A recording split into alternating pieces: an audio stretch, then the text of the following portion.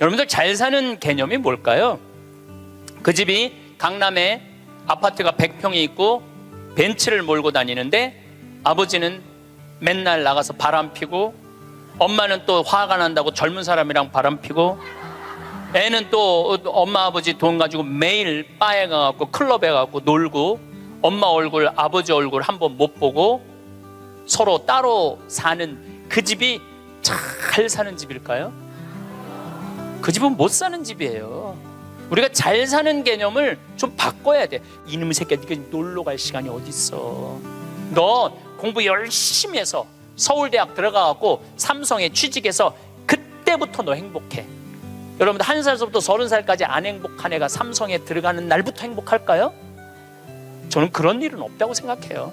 그냥 쭉 행복한 애가 행복하게 사는 거예요.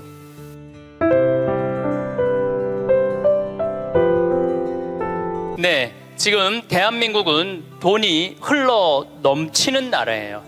뭐 경제가 좋으니 안 좋으니 그래도 지금 수출 같은 경우는 엄청나게 지금 잘 되고 있어요.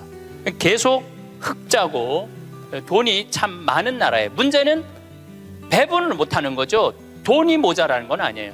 1970년대부터 2010년까지 필리핀은 국민소득이 10배 늘었지만은 한국은 82배 늘었어요. 여러분들 정말로 지금 잘 살고 있는 거예요. 우리가 자꾸 위만 봐서 그렇지 지금도 충분히 잘 살고 있어요. 그런데 이렇게 돈이 많은데 정말로 우리가 잘 사는 나라일까요? 여러분들 잘 사는 개념이 뭘까요? 그 집이 강남에 아파트가 100평이 있고 벤츠를 몰고 다니는데 아버지는 맨날 나가서 바람 피고 엄마는 또 화가 난다고 젊은 사람이랑 바람 피고 애는 또 엄마 아버지 돈 가지고 매일 바에 가갖고 클럽에 가갖고 놀고 엄마 얼굴 아버지 얼굴 한번 못 보고 서로 따로 사는 그 집이 잘 사는 집일까요? 그 집은 못 사는 집이에요. 우리가 잘 사는 개념을 좀 바꿔야 돼. 그 집 잘 살아. 어떤 집이냐면은 그냥 성실하게 직장 생활하고 아내가 기다리는 집에 가고 붕어빵 들고 집에 가면 애들이 아빠 기다리고 또 포옹하고 같이 저녁에 밥 먹고 산책 손잡고 산책 나가는 집이 잘 사는 집이에요. 또 실질적으로 그런 집들도 제가 공원에 나가보면 가족이 함께 손잡고 나오는 집 참 많아요. 근데 제가 보기에는 한국은 벤츠가 있고 강남에 100평이 있는데 못 사는 것 같아요. 왜냐하면 2003년 카드 대란 이후부터 14년 연속 세계 자살률 세계 1위예요. 자살률 세계 1위예요. 그렇게 돈이 많고 이렇게 좋은 나라인데 왜 자살률이 세계 1위일까요? 이건 잘 살지 못하기 때문에 그러는 거예요. 대한민국 전체가 잘 살지 못하기 때문에 그래요. 노인 빈곤율이 세계 1위야. 이건 정말로 생각해 볼 문제예요. 왜 생각해 볼 문제냐면은 대한민국처럼 자식한테 온갖 정성을 쏟아서 교육하는 집이 어디 있어요? 있는 돈 없는 돈 이 등에 있는 뼈 다 뽑아서 등골에 있는 뼈를 다 뽑아서 자식들 교육하는 나라가 대한민국이에요.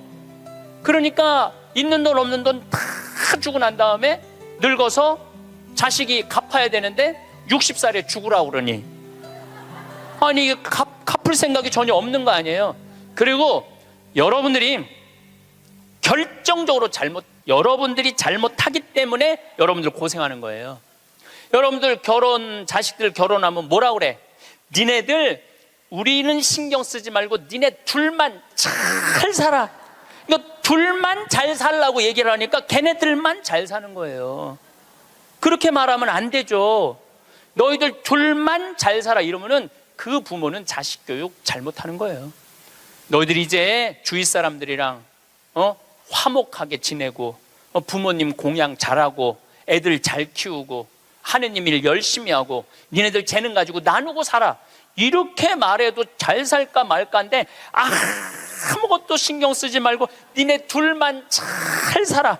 그러니까 아무것도 신경 안 쓰고 둘만 잘 사는 거예요. 그러니까 오늘 이후부터 여러분들 덕담을 해도 그런 덕담을 하지 마세요. 둘만 잘 살라고 그러지 말고 다 같이 잘 살으라고 그래야 돼. 다 다 같이. 왜 둘만 잘 살아야 돼? 다 같이 잘 살아야지. 대한민국이 왜 돈은 흘러 넘치는데 이 고통을 겪는 줄 알아요? 여러분들이 그렇게 가르쳐서 그래. 너만 1등해. 너만 경쟁해서 이겨야 돼. 둘만 잘 살아. 이 얘기를 하니까 애들이 이기적으로 되는 거예요. 나눌 줄 모르고. 노동시간 세계 1위인 나라가 대한민국이에요. 직장인 스트레스 세계 1위야. 그러니까 돈은 많이 버는데 많이 죽고 늙어서는, 우리나라 노인 자살률을 보면은 정말로 앗소리가 나요. 80세 이상 노인 자살률을 보면 세계 단연 1위인데 미국은 80세 이상이 10만 명당 5명 정도 죽어요. 근데 우리나라는 10만 명당 80세 이상이 몇 명이 자살하느냐면 138명이 죽어요. 138명이. 그러니까 둘만 잘 살라고 그러니까 노인들 안 찾아가는 거예요. 그렇게 생존 부모님 안 찾아가는 비율이 140만 명. 670만 명 중에 부모님 생전 안 찾아가는 자식이 140만 명이 할머니 할아버지들한테 안 찾아가는 거야. 그 할머니들은 내가 보기엔 100번 이렇게 얘기했을 거야. 둘만 잘 살아. 그러니까 안 찾아가는 거예요. 한국인들은 제가 보기엔 참 이 삶을 즐길 줄 모르는 것 같아. 여유가 없어. 우린 극단적이야. 지난번에 그 대구 쪽에서 출마한 대통령 후보가 뭐라고 그랬냐면은, 만약에 대구 지역에서 대통령을 배출해내지 못한다면은 우리는 전부 낙동강에 가서 빠져 죽어야 된다고. 여러분들, 민주주의의 꽃은 선거예요. 선거에 내가 참여할 수 있다는 건 즐거운 일이야. 그리고 당당한 경쟁자로 할 수 있다는 건 즐거운 일이야. 떨어졌으면은 당당하게 당선된 사람한테 축하한다고 그러고, 얼마나 선거운동을 하냐고 애썼어. 그러면 다 같이 낙동강에 가서 빠져 죽을 게 아니라 다 같이 낙동강에 가서 쉬어야지. 왜 빠져 죽어? 우린 빠져 죽어야 돼. 떨어지면 빠져 죽어야 돼. 떨어지면 쉬어야 되는데 빠져 죽어야 돼. 그런데 이게 제가 보기에는 정치인들만 그러는 게 아니에요. 우리 집에서도 벌어지고 있어요. 너 이번에 대학 떨어지면 너하고 나하고 접시에 코 박고 죽자. 아니, 대학 떨어졌는데 왜 코 박고 죽어? 곧 대학 떨어진 게 뭐라고. 떨어질 수도 있는 거지. 하다가 보면은 죽을 일은 아니잖아요. 매년 입시 때 자살해요. 엄마하고 딸하고, 엄마하고 아들하고 죽자고. 아니, 애가 초등학교 1학년, 뭐 유치원은 빼고 초등학교 1학년 때부터 고등학교 3학년 12년 동안 애쓴 거야. 그럼 떨어졌으면 애가 마음이 얼마나 상처가 됐겠어요. 그러면은 어차피 너 주려고, 대학 들어가면 주려고 등록금 500만 원 마련한 거 있는데 너 이거 갖고 유럽 배낭여행이나 갔다 와라. 훌훌 털어버리고. 그럼 애도 행복하고 엄마도 행복할 거 아니야. 근데 그 500만 원 놔두고 굳이 접시에 코 박고 죽어야 되냐 이거야. 그 500만 원을 멋있게 쓰면 되지. 근데 우리는 굳이 죽음까지 몰고 가요. 저는 세계적으로 조사를 해봤어요. 정치인들이 단식을 얼마나 하나. 뭐 간디가 단식한 거 빼고는 거의 단식 안 해요. 국회의원들은 협의하고 합의하고 토론하는 게 국회의원이지 단식하는 게 국회의원이 아니에요. 단식은 약자들이 할 수 있는 마지막 행동이에요. 종교인들, 노동자들이 할 수 있는 거지. 정치인들이 왜 단식을 해? 그 똑똑한 사람들이 서로 대화하고 합의하면 되지. 근데 우리는 그런 걸 배운 적이 없어. 1등만 배워갖고 합의하고 협의할 수가 없어요. 여러분들, 출세해야지 행복할까요? 꼭 출세해야 돼요? 돈이 많아야지 행복할까요? 그냥 지금 행복하면 안 돼? 내가 보기엔 여러분들이 제일 행복한 분들이에요.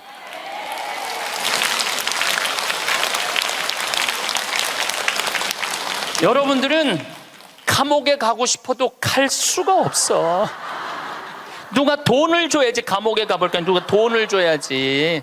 누가 말을 사줘야지 감옥에 가볼까? 누가 말을 사줘야지. 돈 주는 사람도 없고 말 사주는 사람도 없고. 우리나라 역대 대통령들 한번 생각을 해봐. 이승만 대통령 초대 대통령이야. 그런데 한국에서 죽었어 못 죽었어요? 하와이에서 죽었어. 하와이에서 망명해갖고 대통령이, 박정희 대통령 총 맞아 죽었어요. 김영삼, 김대중 대통령 자기네들이 젊었을 때 민주화 운동하면서 감옥에 많이 갔어. 그러니까 이제 나이 드셔서는 이제 안 간다고, 그래도 뭔가를 해야 될 것 같으니까 아들들이라도 갔다 오라고 아들들 보냈잖아. 아들들. 아버지가 대통령이 했으면 뭐해. 전두환, 노태우 대통령 감옥에 갔잖아요. 감옥에. 노무현 대통령 뛰어내려 죽고. 여러분들 혹시 손자가 너무너무 똑똑해, 아이고 대통령감이야, 이 얘기는 뭐냐면 아이고 꼭 감옥 갈 놈이야, 이 얘기하고 똑같은 거야. 그거는 축복이 아니에요. 우리가 머릿속에서 대통령을 해야지 행복하다, 돈이 많아야지 행복하다, 이걸 머릿속으로 버려야 돼요. 뭐가 대통령 되기까지 얼마나 스트레스가 많아요. 여러분들 대통령들 토론할 때 보면은 봐요. 서로 정말로 저질이에요. 토론하는 걸 보면 저질이에요. 서로 흠집내고 그럴 사람들이 아니거든. 원래 인품도 좋고 능력도 있는 사람들이야. 근데 그 자리에 가면 그렇게 되는 거예요. 그 자리에 가면. 그럼 뭐가 부러워갖고 대통령을 해요. 그러실 필요 하나도 없습니다. 그 청와대에서 사람을 인선하는데 내가 몇 번째 사람까지 들었냐면 27명까지 골랐는데 당신 장관 좀 해달라고 하니까 난 못한다. 왜? 나는 불법 이장 전입 이런 거 다 걸린다. 그래갖고 27명까지 갔대 지금. 그래갖고 또 골랐는데 난리도 아니야. 들어보니까. 그러니까 그 자리까지 가려고 그러면은 간 쓸개 양심 다 버리고 올라가는 거예요. 뭐가 그런 게 부러워. 여러분들은 간 쓸개 내버릴 이유가 하나도 없어. 여러분들은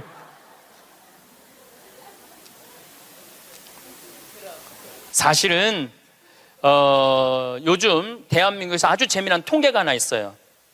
누가 제일 행복하냐? 50대, 60대, 70대 초반이 제일 행복하대. 놀랍게도 여러분들이 제일 행복하대. 왜냐하면은 지금 중고등학교들은 공부해서 괴롭지, 대학생들은 시험 보느냐고 괴롭지, 직장인들은 스트레스 받아서 괴롭지, 여러분들은 사실은 그런 괴로움이 거의 없어요. 그냥 또 내 강의는 또 들어가고 내가 이놈들한테 돈 주나 봐라, 그리고 그 돈 가지고 알차게 먹고 마시고 노는 분들이 많아요.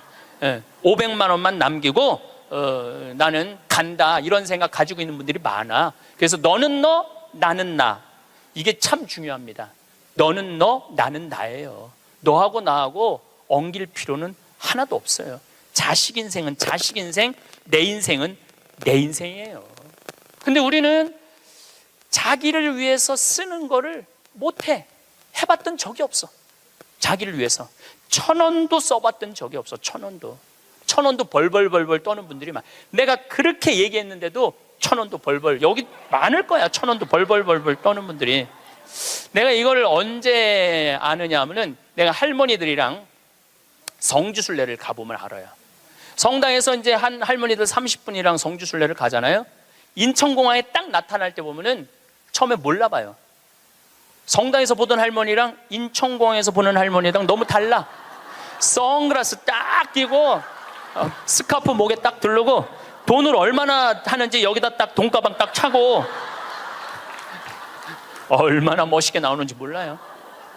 그래갖고 이제 딱 이제 이 파리행 비행기를 타죠. 그럼 막 가슴이 벌렁벌렁 거리죠. 드디어 내가 해외 성지순례 파리, 로마, 이스라엘을 가는구나.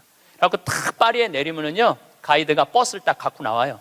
근데 되게 밤에 도착하거든요. 근데 딱 파리 시내를 지나가면은 파리는 직접 조명이 없어요. 다 간접 조명이야. 이렇게 밑에서 불을 쫙, 사람이요 직접 조명은 별로 기분이 안 좋은데 간접 조명은 은은한 게 좀 고상한 느낌이 들어요. 여러분들도 좀 고상하게 살고 싶으면 집에 직접 조명하지 말고 간접 조명 쫙 해놓으면은 딱 방에 들어가 보면은 집에 거실도 직접 조명하지 말고 밑에서 싹 쌓아올려 봐. 기분이 그냥 와인도 마시고 싶고 춤도 추고 싶고 그렇거든. 근데 딱 파리를 가다 보면 딱 그렇거든. 그리고 그냥 한가운데 에펠탑이 30분마다 막 반짝반짝 불, 거기 막 뭐 네온 사인 막 하면은요 기가 막혀요. 근데 가이드가 그래요. 여기 예술의 도시 오신 거 환영한다고. 내일 아침은 뷔페에서 식사를 하시고 오전에는 모나리자 미소를 보러 루브르 박물관을 갈 거라고. 그리고 건너편에 에펠탑이 있는데 에펠탑에 가서 사진 한 장 찍고 점심 식사하시고는 몽마르트 언덕을 올라갈 거다. 몽마르트 언덕을. 예. 저녁은 세느강에서 선상 파티를 하고 밤에는 세계에서 가장 비싼 거리 쌍젤리제 거리에서 와인을 한잔하고 호텔로 들어갈 거다. 내일 스케줄은 이렇다. 그럼 진짜 가슴이 막 벌렁벌렁거려. 근데 막 하는데 여기는 다이아나비가 죽은 도로다. 그거 꼭 지나가더라고. 보니까 역사 뭐 나폴레옹이 막 개선문 막 이런 거 보면은 정말로 내가 드디어 이 예술의 도시 파리를 왔구나, 그런 기분이 들어요. 근데 호텔 도착 5km 전에 가이드가 딱 일어나고 또 이상한 말을 해요. 여긴 에티켓이 참 중요하다. 문을 열면 잡아주는 게 에티켓이고 여러 가지 얘기를 해요. 그런데 여러분들 내리면은 포토들이 가방을 여러분들 방에 갖다 줄 텐데 $1 팁을 주는 게 에티켓이다. 그리고 호텔에서 나올 때는 그 침대에다가 왜냐하면 그 침대 청소하는 사람들은 월급이 없어요. 다 그 팁으로 사는 거예요. 다 이민자들이 하는 거니까 $1를 내려놓는 게 에티켓이다. 그 얘기를 딱 들으면은 할머니들이 이때부터 머리가 복잡해지기 시작하는 거야.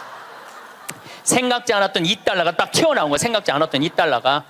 그래갖고 딱 호텔에서 딱 내리면은 정말 포터들이 막 모자를 쓰고 막 가방을 들고 가려고 하면 할머니들이 이렇게 말합니다. 놔두라고, 내가 들고 갈 거라고. 비행기 10시간을 타고 버스를 타고 얼마나 피곤해. 근데 그 큰 여행용 가방을 이제 밀고 끌기 시작하는 거예요. 그런데 한 30명 가면은 유럽의 호텔들은 엘리베이터가 다 작아요. 옛날 건물들이라 2명, 3명 들어가면 꽉 차. 그럼 또 재빠른 사람이 딱 들어가면은 이때부터 5분, 10분을 기다리면 승질이 나기 시작하는 거예요. 승질이. 로마에 도착하면 얘기하지 않아도 할머니들이 그 가방을 끌고 알아서 가요. 자기가 $1를 아끼려고. 호텔 나올 때도 까먹을 경우도 있지만 아까워. 다시는 안 오는데 그냥 나와버려. 그리고 압권이 있어요. 성지순례 끝나고 할머니들이 나한테 하는 말이 있어. 신부님, 세상에 나가보니까 맨 내 돈 뜯어먹는 도둑놈들밖에 없다고. 그리고 보통 1일 정도 순례를 나가는데 11일 동안 기억이 가방 끌고 다녔던 기억밖에 없는 거야. 가방 끌고 다녔던 기억밖에 없는 거야. 성지고 뭐고 힘들게 가방 끌고 다니면 나이는 먹었지. 그럼 보통 여러분이 한 450만 원 내고 가는 성지순례예요. 450만 원. 그러면은 하루에 $2면은 10일이면 $20야.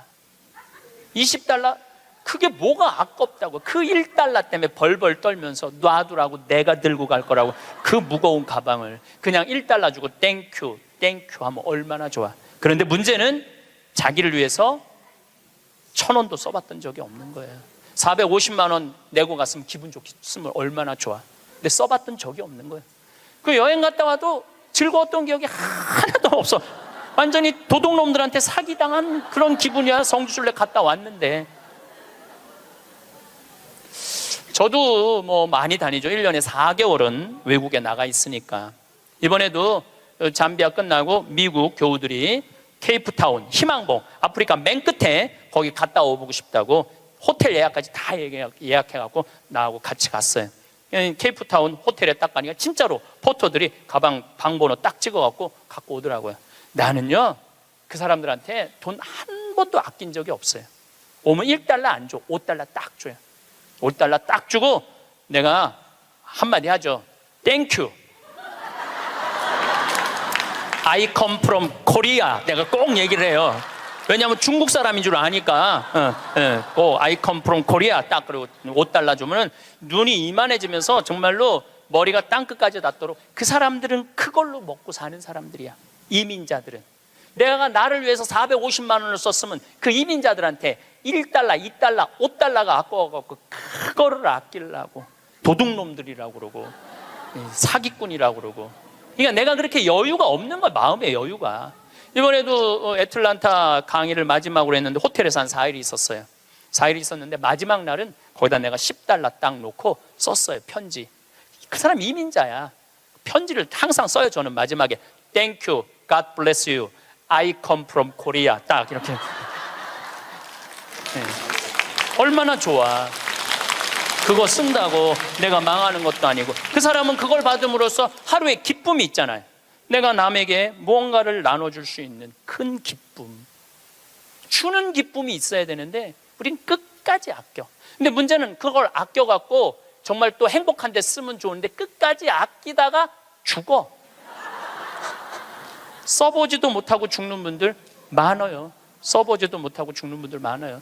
그러니까 이제 마지막에 죽을 때 뭐라고 그러냐면은 나는 억울해서 못 죽는다고. 나 한번 호강해 보려고 그랬는데 억울해서 못 죽는다고. 호강은 언제 하면 돼? 지금 하면 돼요.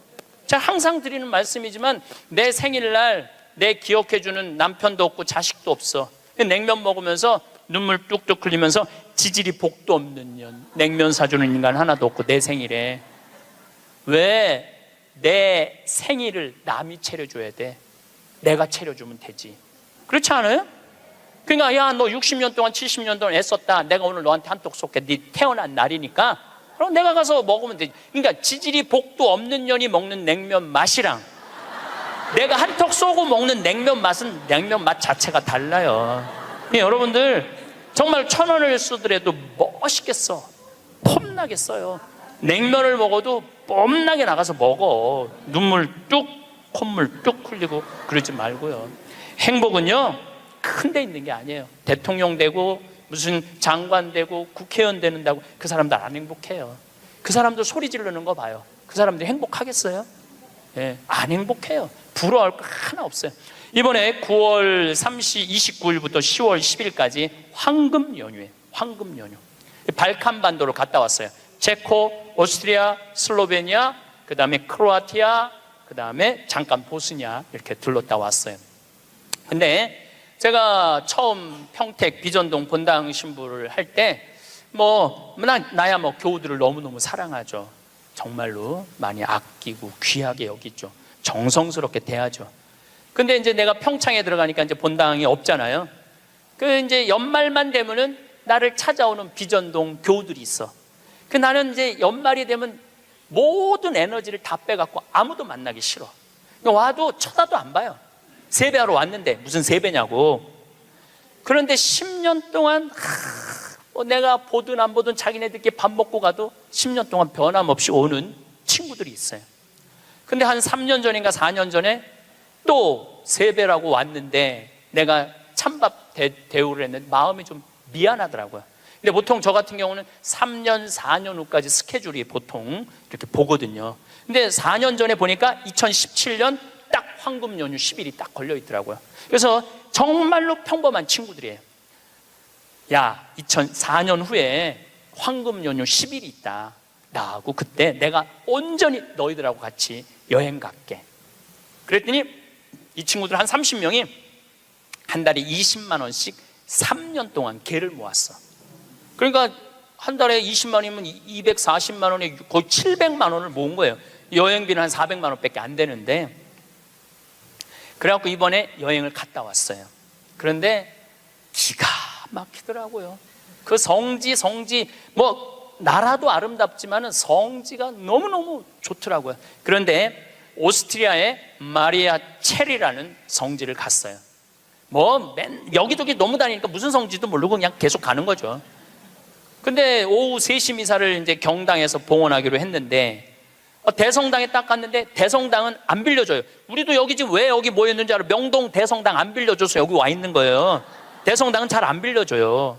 그리고 특히 우리같이 조그만 소규모의 순례객은 아예 안 빌려줘. 그것도 동양 사람들은 이게 커뮤니케이션이 안 되니까 더 안 빌려주죠. 근데 딱 성당을 이제 성모님을 이제 경배 드리려고 들어갔는데 크로아티아 사람이야. 여긴 오스트리아 성지인데 전통 복장을 입고 왔는데 브라스 밴드를 데리고 온 거야. 브라스 밴드를 데리고 와갖고 영성체후 묵상을 하는데 무슨 사연인지 모르는데 그냥 우는 거야. 신부도 울고 그 해설자도 울고 솔로한 사람도 울고 밴드들도 울고 교우들도 울고. 근데 그 음악을 연주하는데 너무 아름답더라고요. 근데 제가 2년 전에 이스라엘 성지순례를 갔는데 한 200명하고 갔는데 그중에 천주교 신자 아닌 자매가 하나 왔었어요.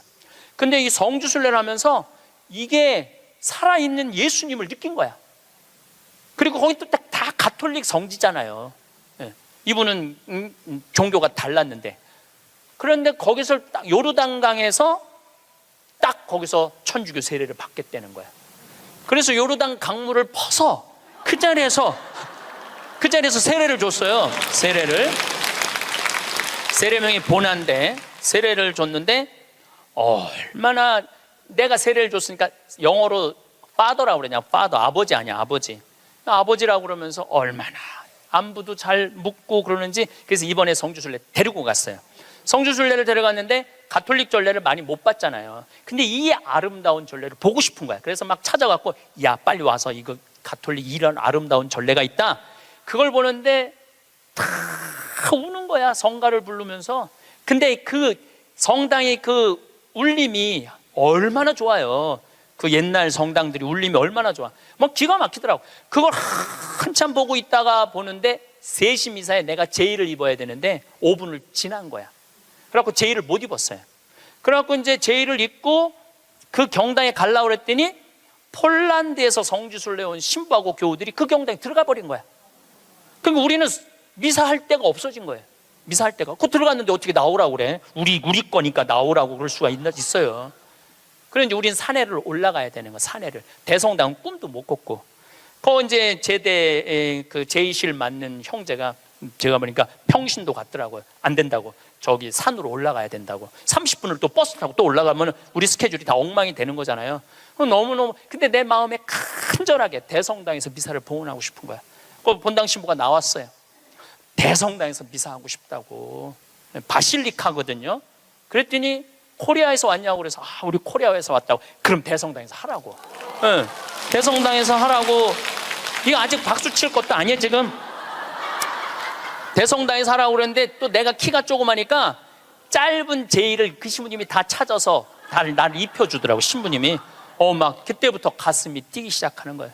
근데 그날은 이제 우리 부관장 신부님 미사 봉헌하는 때인데, 우리가 입당을 해갖고 성가를 하는데 이때부터 가슴이 미어지기 시작하는 거예요. 이 아름다운 성지에서 이렇게 미사를 봉헌할 수 있게 막 정말 입이 안 떨어지는 거예요. 근데 딱 강론을 시작하는데 우리 부관장 신부가 성모님 노래를 하는데, 그 노래도 기가 막히게 잘하는데 성당을 혼통 감싸 안는 거예요. 그러니까 순례 온 외국 교우들도 너무너무 아름다우니까 다 쳐다보더라고요. 난 눈을 뜰 수가 없었어. 눈 좀 울까 봐. 하여튼 너무 은혜로운 미사를 하고 딱 이 성지가 뭔가 봤더니 이 성지는 850년 된 성지야. 그래서 성모님이, 여러분들 사진에 있어, 성모님이 예수님을 손으로 이렇게 잡고 있는 그 왕관을 쓰고. 그런데 얼마나 기적이 많이 일어났으면 그 목발이 수백 개가 있었대요. 목발 짚고 왔다가 다 두고 간 거죠. 근데 이제는 너무 기적을 바라갖고 다 친 거야. 다 치고 이제는 2차 세계대전 끝나고 난 다음에 세계 평화를 위해서 기도하라고. 근데 거기에 베네딕토 교황, 프란치스코 교황님이 다 다녀가신 성지야. 거기서 미사를 한 거야. 거기서 미사를 봉헌할 수 있었으니 이게 얼마나 이게 신나는 일이에요.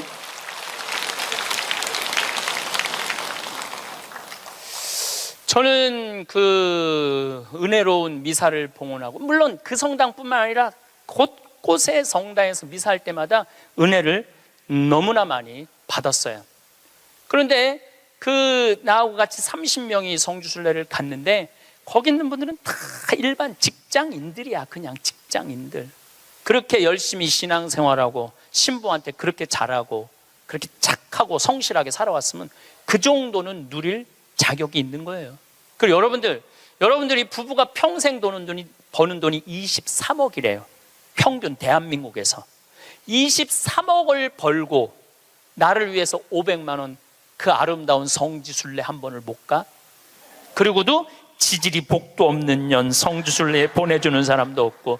누가 가면 돼? 내가 가면 돼. 내가. 남이 왜 내 행복을 남편한테 떠넘겨? 왜 내 행복을 자식한테 떠넘겨? 내 행복의 주인공은 누구야?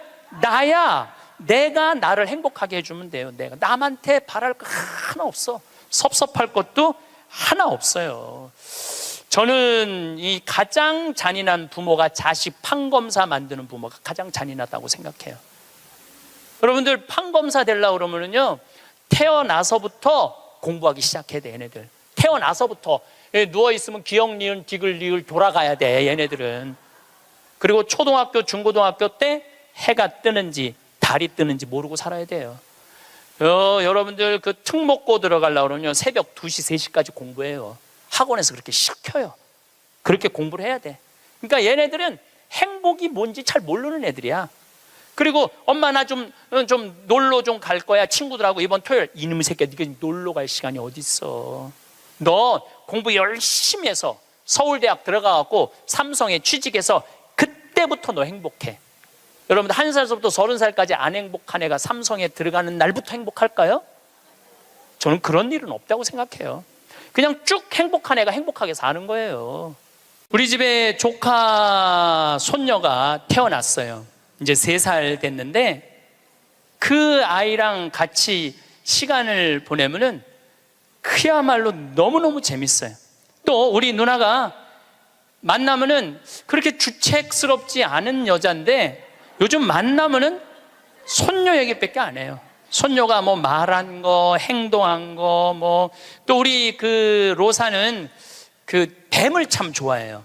살아있는 뱀을 3살짜리가 목을 막 감고 막 뱀 만지고 도마뱀 만지고 아주 특이한 애. 그렇게 뱀을 좋아해. 만지는 걸 참 좋아하고. 그래서 이제 그 아이가 하는 행동을 3살짜리인데 무슨 주사를 맞으러 가는데 의사 선생님한테 그랬대. 나는 씩씩해서 안 운다고, 선생님. 나는 안 운다고. 근데 대개는 이제 그러고도 우는데 얘는 주사를 딱 놨는데도 하나도 안 울고 딱 맞고 난 다음에 내가 안 운다고 그러지 않았느냐고. 너무너무 아이가 참 재밌고 정말 신비하죠. 그리고 그 할머니, 할아버지, 엄마, 아빠 또 나조차도 그 아이를 만나면 너무너무 즐거워요. 여러분들도 자식을 키울 때 그런 즐거움이 있었을 거예요. 근데 언제부터 원수가 되기 시작하냐면은 공부를 하면서부터 원수가 되기 시작해. 공부를 하면서부터. 그냥 그렇게 이쁘고 귀엽고 즐겁게 뱀 만지고 그냥 쭉 자라면은 걔하고 원수 될 일이 없을 거예요.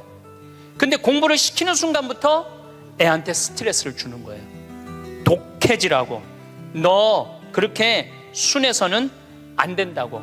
그러니까 애들한테 스트레스를 주기 시작하는 거예요. 제가 9월 10일 날 한국에 들어왔는데 처음 접한 소식이 뭐였느냐면 부산에서 9월 1일 날 여중생 15살짜리 총 7명이 14살짜리 1년 어린 여동생을 2시간 동안 때린 거예요. 이건 때린 정도가 아니야. 알루미늄 의자로 애를 내리치고 벽돌로 머리를 치고 소주병으로 얼굴, 눈을 가격을 하고 심지어는 담뱃불로 등어리를 찢기까지. 그래서 머리를 3바늘을 꼬매고 입안에도 3군데가 찢어져 갖고 3번. 그 사진을 보니까 애가 눈을 뜰 수가 없어. 너무 맞아 갖고 눈을 뜰 수가 없어. 그것도 남자 애들도 아니고 여자아이인데 그것도 15살. 이 15살이라면은 16살. 여기 16살을 뭐라고 그러냐면 이팔 청춘이라고 그러잖아요. 이팔이 16 해갖고 이팔 청춘이라고 그러잖아요. 그러면 이 16살짜리 여자아이들은 로미오와 줄리엣이 16살이었어요. 춘향이가 16이었어요.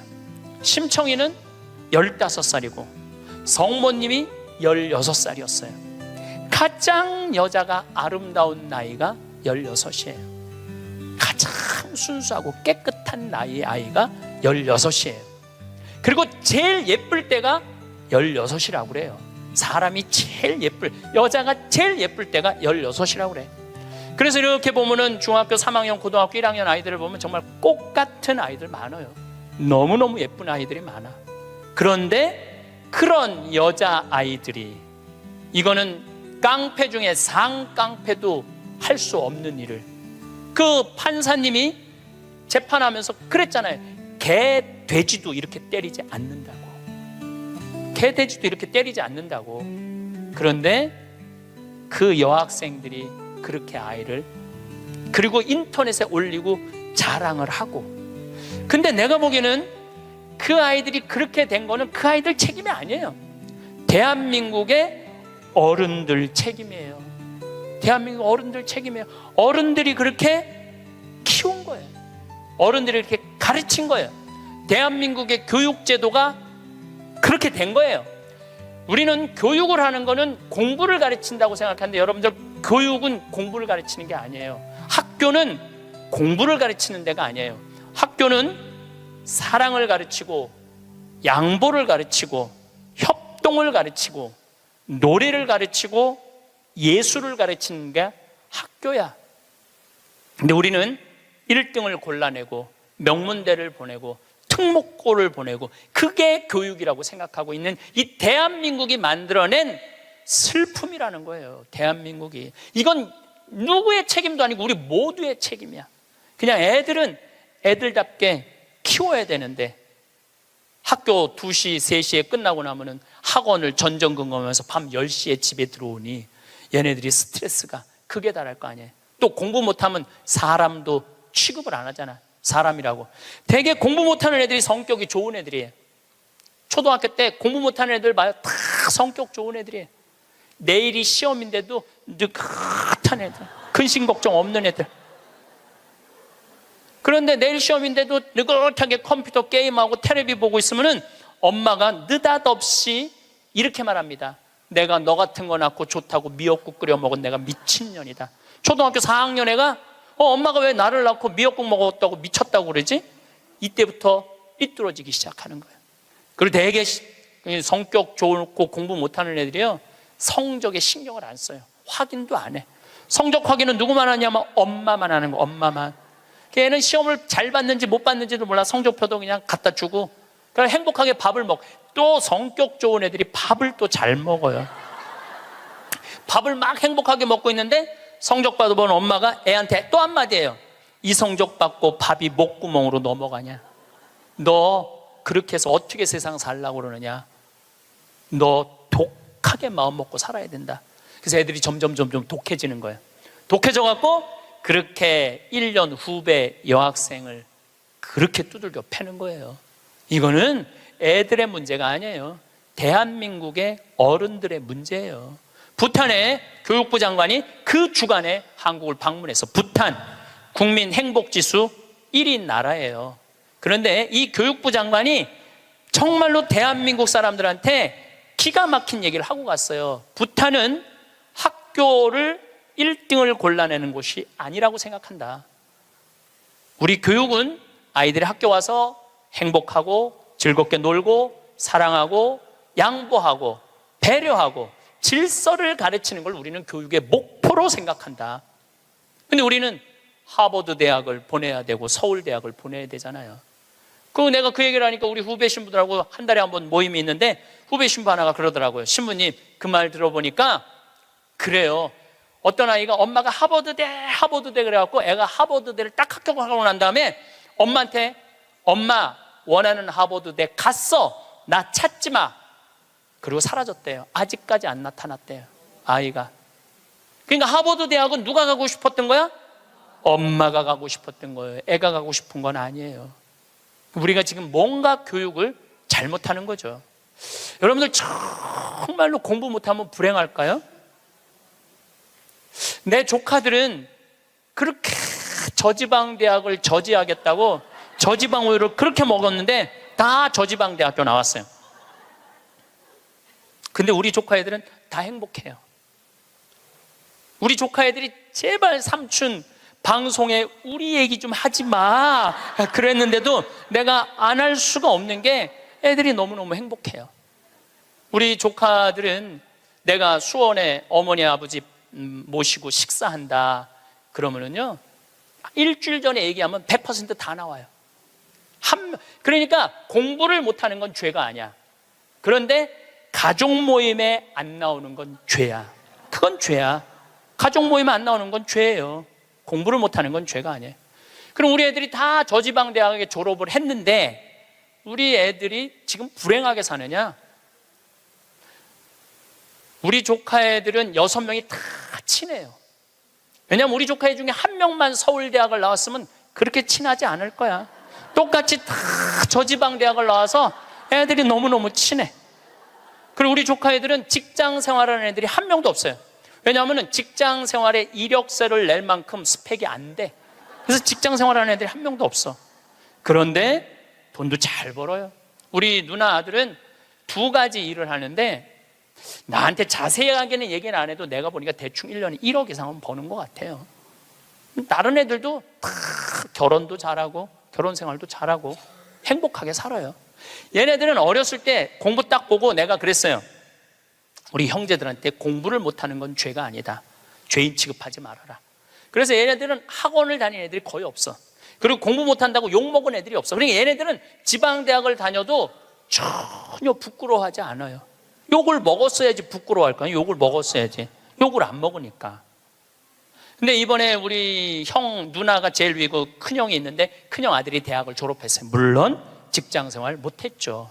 근데 누나 아들이 그 형 아들한테, 사촌이죠, 프란치스코와 클레멘스한테 내가 이걸 해보니까 이게 블루오션이다. 너 이거 한번 해봐라. 그래갖고 그 형이 보름 동안 다 시장 조사를 해주는 거야. 입지 조건까지도 다 조사를 해주고 나한테 보고를 했죠. 제가 한 5년 전부터 우리 형제들한테 우리 조카들이 이제 졸업하기 시작하는데 내가 보니까 얘네들은 직장 생활 못하고 다 장사할 것 같다. 근데 성격이 좋으니까 내가 보니까 장사해도 승산이 있을 것 같다. 그래갖고 개를 모았어. 한 달에 400만 원씩. 그러니까 5년을 모았으니까 2억 5천을 모은 거죠. 우리 조카들은 내가 그랬어. 니네들 은행 들락날락 하면서 자괴감 느끼지 말아라. 니네 외삼촌 형제들이 다 돈을 모았으니까 가게 할 때 다 오픈, 다 돈 대줄 거다. 다 대줬어요. 또 얘네들 갚어. 그럼 그 돈 갖고 또 대주는 거죠. 그래 얘 뭐 얼마 7,800만 원 들어간대. 다음 날 딱 내가 통장은 내가 갖고 있어요. 다른 사람이 갖고 있으면 무슨 일이 나잖아. 내가 갖고 있는 거예요. 통장 이름이 사랑의 황씨 통장이야. 사랑의 황씨 통장. 7,800만 원 딱 보냈어요.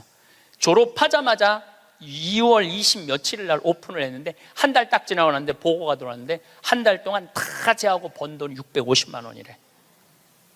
그랬더니 또 할머니들이 그 종목이 뭐냐고 이렇게 물어보는 분들이 있어요. 자, 거기에 내가 한마디 할게요.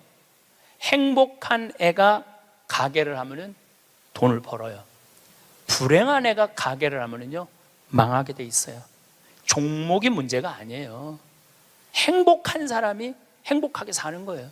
얘네들은 그냥 쭉 행복하게 사는 거야. 스트레스 안 받고 바보 병신 소리 안 듣고 그냥 성당 열심히 나가고 너 착하고 할머니 할아버지 공경하고 그러면 돼. 우린 욕심 없어 너한테. 쭉 행복한 애들이 행복하게 사는 거예요. 얘네들 판검사 안 돼도 난 하나도 부끄럽지도 않고 난 내 조카들이 너무너무 자랑스러워요. 열심히 살고 얼마나 좋아요. 꼭 공부를 잘해야지 행복한 거는 아니다. 그냥 성실하고 착하고 마음이 따뜻하면은요 다 살아가요. 우리 생태마을에 우리 직원들이 40명이 있어요. 왔다 가는 사람이 한 100명도 넘을 거예요. 근데 제가 내린 결론은 행복하게 자란 애가 직장 생활도 잘한다야. 과거에 뭐 술을 먹거나 컴퓨터 게임에 걸렸거나 우울증에 걸렸거나 조울증에 걸렸거나 대인 기피증에 걸린 애들은 아무리 내 강의를 듣고 싶으면 우리 애 좀 맡아주세요. 내가 많이 맡았어요. 정말로 수십 명도 더 데리고 있었어. 근데 그런 이력이 있는 애들은 결국은 직장 생활을 못 하더라고요. 그런 이력이 있는 애들은 결국은 안 돼. 그러니까 결국은 애를 만들어내는 건 주위 사람이 아니야. 부모가 아이를 얼마나 아끼고 사랑하느냐, 이게 중요한 거예요. 공부가 중요한 게 아니고 출세가 중요한 게 아니고 이 세상에 와서 행복한 게 중요한 게, 행복한 게. 제가 이번에 애틀란타에 가서 한 집에 하루 딱 머물고 그 다음에 호텔에서 머물렀는데 내가 너무너무 사람들을 많이 만나니까 그 집 주인 자매하고 형제가 신부님 좀 편안하게 하루 아무도 안 만나게 해드린다. 그래갖고 아무도 그 집엔 오겠다는 분들이 많았는데 초대를 안 했어. 대신 아들이 하나 있는데, 아들이 미국에서 두 번째로 좋은 테크 유니버시티, 그러니까 기술 대학교인데 4학년이래. 근데 아들한테 전화를 한 거야. 우리 집에 신부님 오셨으니까 너 와서 저녁 먹고 가라, 기숙사에서. 근데 내가 1시에 이제 좀 씻고 좀 방에서 누워서 쉬고 있는데 얘가 3시에 왔어. 3시에 와갖고 엄마하고 두런두런 얘기하면서 엄마 음식 준비하는 걸 다 옆에서 돕더라고요. 고기도 굽고. 6시에 밥을 먹는데 아이가 너무너무 얼굴에 순해. 좀 너무너무 순하고 깨끗하고. 근데 밥을 먹고 이야기를 두런두런하고 밥 먹고 난 다음에 끝났는데 10시까지 나하고 얘기를 하는 거예요.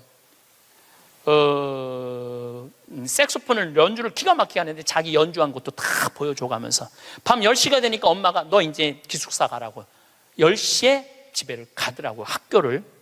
내가 여러분들 집에 갔어. 여러분들 자녀 중에 서울대학 법대 다니는 애가 있어. 근데 내가 여러분들 집에 방문했어. 5분 신부님 오니까 너 우리 집에 와서 저녁 식사해라. 그러면 와서 3시부터 밤 10시까지 식사 같이 할 자식이 얼마나 있을까요? 내가 보기에는 거의 없어요. 왜냐하면 내가 본당 신부 때 가정 방문하면은 방에 있는데도 나오는 애가 거의 없어요. 자기 공부한다고. 아니, 본당 신부님이 가정 방문을 했는데 방에 있는데도 안 나와. 이게 지금 대한민국의 교육의 현실이에요. 그게 여러분들 훌륭하게 키우는 거예요? 우리 집에 손님이 왔는데, 그것도 본당 신부가 왔는데 자기 공부한다고 내가 거기서 미사하고 한 2시간 있어도 얼굴도 안 비치는 자식들 천지예요. 그러니까 우리는 뭔가 지금 잘못하고 있는 거예요. 또 잊지 못하는 애가 또 하나 있어. 세크라멘토에 강의를 갔는데 총회장님 집에서 제가 머물렀어요. 밤 10시에 강의가 끝나고 저녁에 갔는데 그 집 아들이 대학교 4학년이었어요.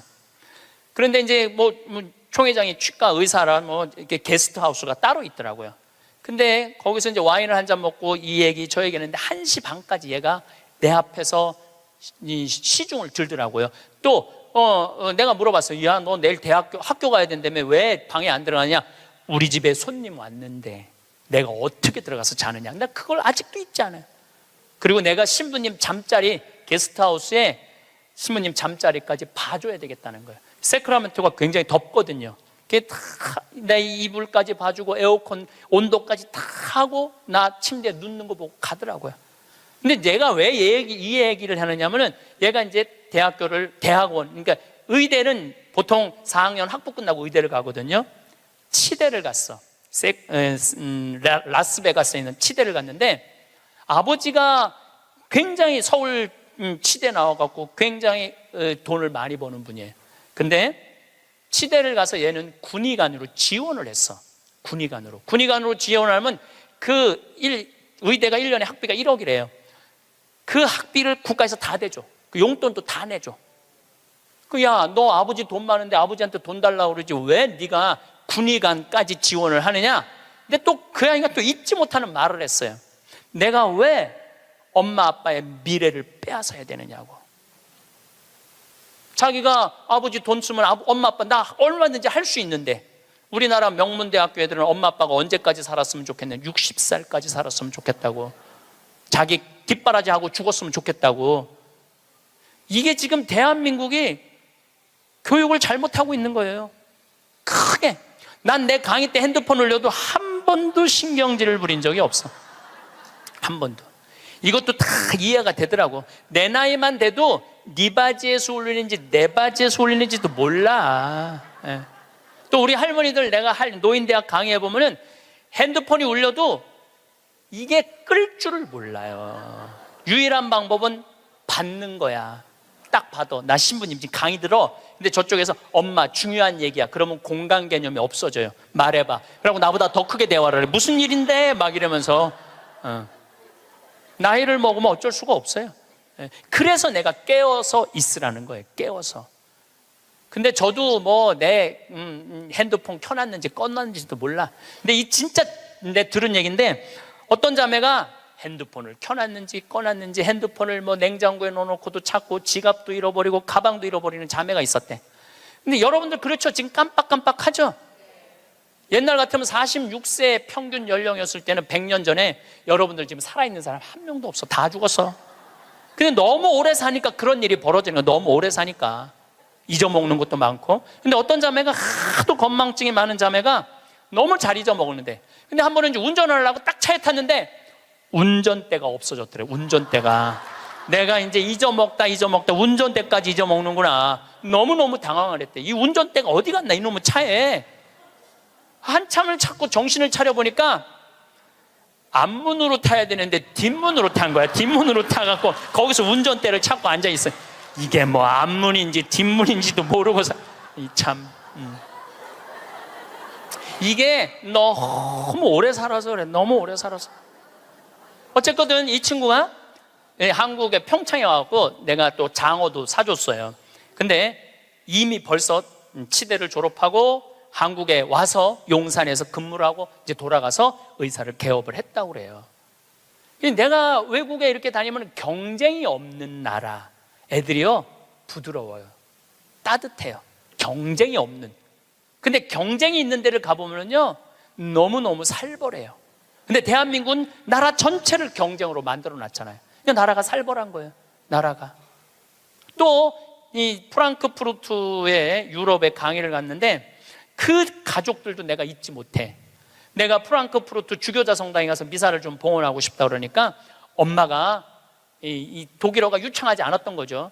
아들하고 딸한테 연락을 하더라고. 딸은 학교 선생님, 아들은 법대인지 의대를 다니는데 신부님 안내 좀 하라고. 두 아이가 나와서 나를 안내를 하는데 기가 막히게 안내를 하더라고요. 그리고 너무너무 음식도 잘 시키고 하나하나 설명을 해주는데, 대한민국에서 여러분들 내가 명동에 가갖고 좀 명동 구경 좀 하고 싶으면 여러분들 자녀 중에 신부님 좀 안내 좀 하라고 그러면 여러분들 아들 중에 엄마가 가서 해. 내가 가서 해. 그러니까 이게 이 영어로 말하면 우리나라 애들은 프렌들리하지 않아요. 다정하지 않아요. 다정하지가 않아.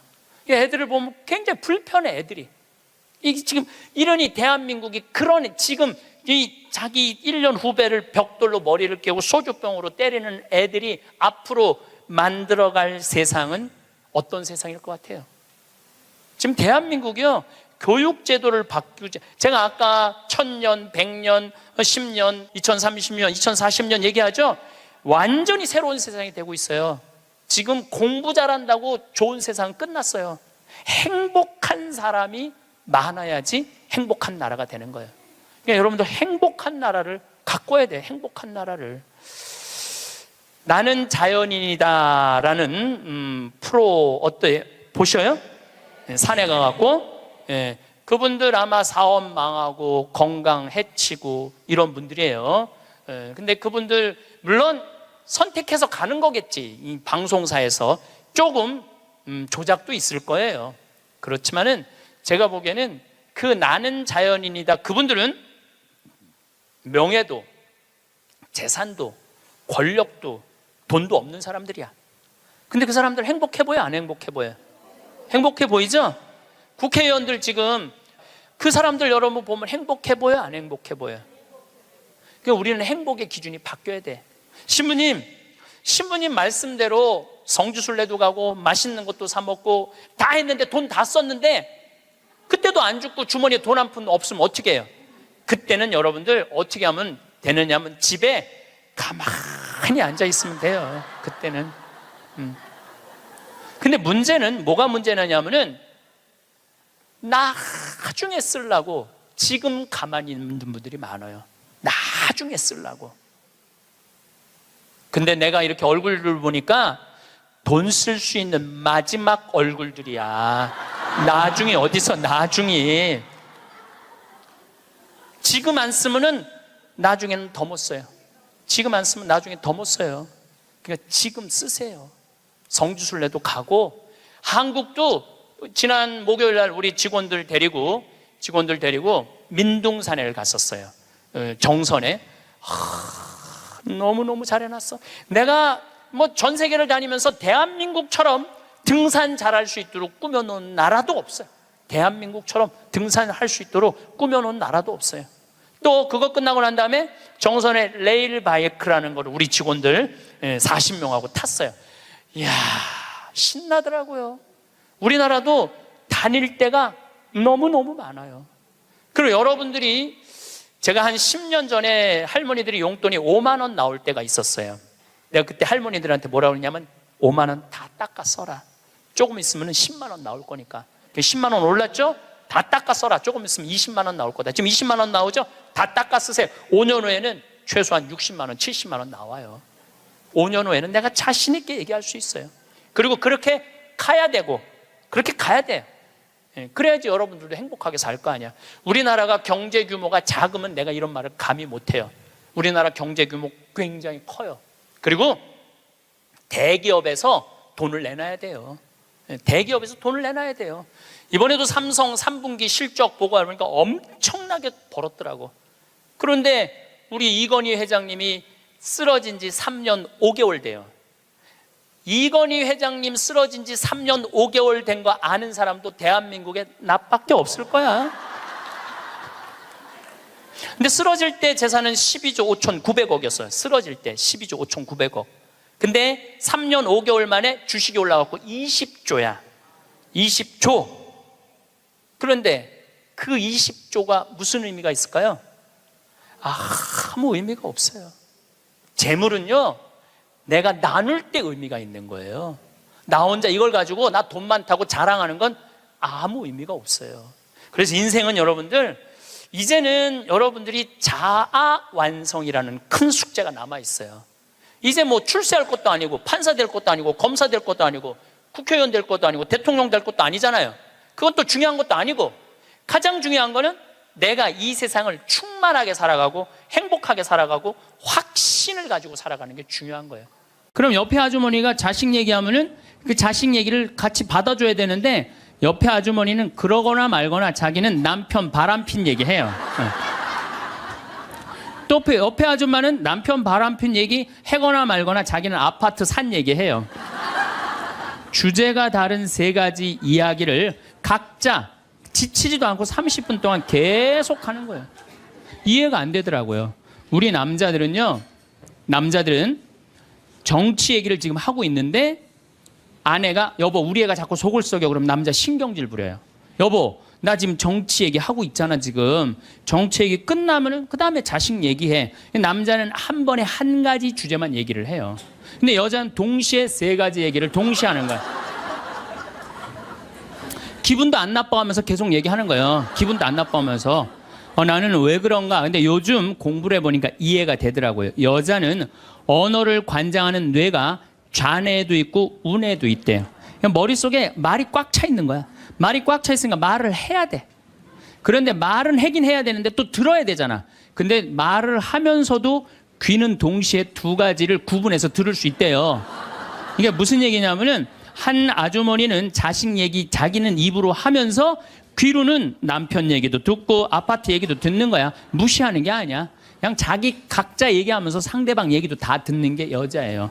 남자는 언어를 관장하는 뇌가 좌뇌 뒤에만 있어. 좌뇌 뒤에. 그래갖고 남자들이 교통사고 나갖고 좌뇌를 다치잖아요. 그러면은요 언어 상실이 온대요. 근데 여자가 교통사고 나갖고 좌뇌를 다치잖아요. 좌뇌를 다쳐도 전혀 말하는데 지장이 없대요. 아직도 우뇌가 남아 있어서. 그리고 이런 이 부부가, 남자하고 여자하고 부부싸움을 하잖아요. 그럼 남자는 또 흥분을 하면 그나마 자네 뒤에 언어를 관장하는 뇌 기능이 없어져 버린대. 흥분하면. 그러니까 아내가, 여보 당신 뭐 시집 와갖고 나 손에 물 안 묻히게 해준다 그러더니 당신 나 얼마나 고생시켰어. 뭐 결혼기념일을 챙겨줬어, 생일을 챙겨줬어, 우리 친정엄마를 챙겨줬어, 나 여행을 보내줬어. 막 따지면은 남편들이 대꾸를 해야 되는데, 이게 어디 있는 줄 알아야지. 대꾸를 하니까 어디 있는 줄 알아야지. 그리고 대부분의 남자들의 반응이 어떠냐면, 그거 30분 동안 계속 어이 하다가 끝나는 거예요. 여자는 그냥 좌뇌에 있는 거 쏟아내고 우뇌에 있는 거 쏟아내고 막 30분 동안 그냥 있는 대로 공격을 하고 난 다음에 여자는 할 얘기 다 했어요. 그 남자가 그게 시끄러. 그리고 여자는 자기 하고 싶은 얘기 다 하면은요 원도 한도 없어요. 부엌에 가갖고 아무 일도 없다는 듯이 설거지해요. 그럼 그때부터 남자들이 신경질이 나는 거예요. 왜 신경질이 나냐면 왜 내가 그때 그 적절한 대답을 왜 찾아내지 못했을까? 막 신경질이 나는 거예요. 그래갖고 막 쇼파 던지고 신경질을 부리면은 아내가 부엌에서 아무 일도 없다는 듯이 아내가 한마디 해요. 나와서 이 사람은 무슨 말만 하면 승질을 부린다고. 그러니까 말싸움으로 아내를 이길 수가 없어요. 남자는요 여자하고 말싸움 해갖고 이길 수가 없어요. 나는 우리 천주교 신부 중에 수녀님하고 싸워갖고 이겼다는 신부를 본 적이 없어.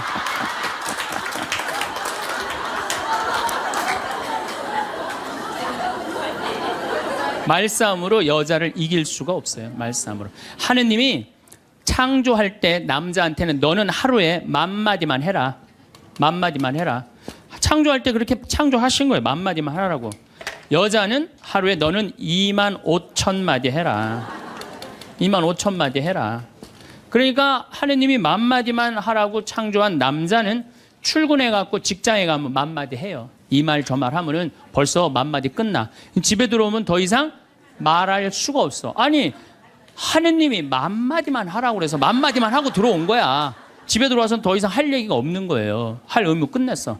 근데 우리 여기 있는 자매님들도 남편 출근하고 애들 학교 가도 혼자 있으면서도 10,000마디 해요. 멸치 대가리 따면서 너는 어디서 잡혀서 우리 집에 왔니? 꽁치 다듬으면서 너도 어디서 잡혀서 왔니? 그리고 막 텔레비 보면서도 텔레비하고도 얘기해요. 그냥 텔레비하고도 얘기해요. 막 텔레비하고도 얘기하고 그렇게 10,000마디 해요. 10,000마디 하고 저녁에 이제 몇 마디가 남았냐면 15,000마디가 남은 거야. 이 15,000마디를 누구하고 하고 싶으냐면 남편하고 하고 싶은 남편.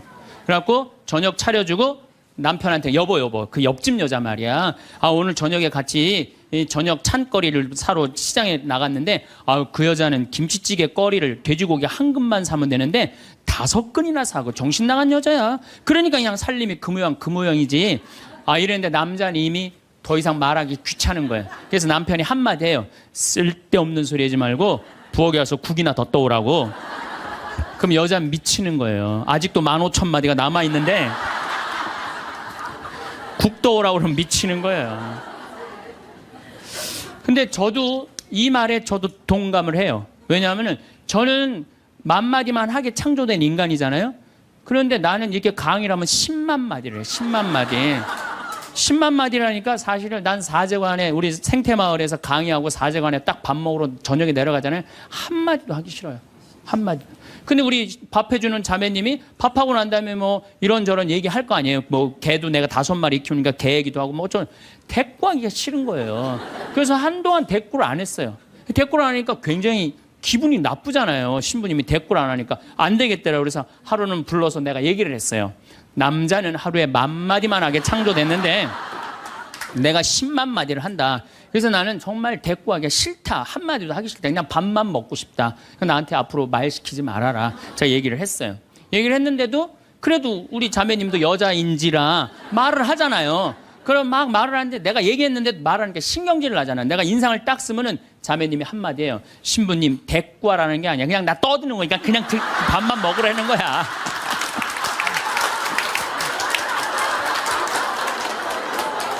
이게 뭐냐면은 이게 합의가 된 거예요. 합의가 된 거야. 그러니까 그냥 떠들어 그냥 떠. 난 대꾸 안 하는 거 이해하고 떠드는 거 이해되는 거야 서로.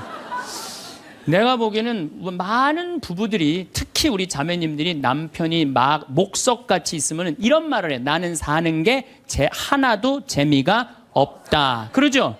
남편이 목석 같으니까. 그런데 남편이 목석이 아니에요. 원래 창조되기를 그렇게 창조된 거예요. 10,000마디만 하게 창조된 거예요. 그러니까 여러분들은 유일한 실수는 10,000마디밖에 할 줄 모르는 인간이랑 결혼한 게 유일한 실수예요. 더 놀라운 건 뭐냐 하면은 한 아주머니는 자식 얘기하고 한 아주머니는 남편 얘기하고 한 아주머니는 아파트 얘기하면서 손으로는 달걀을 까먹어 간다는 거예요.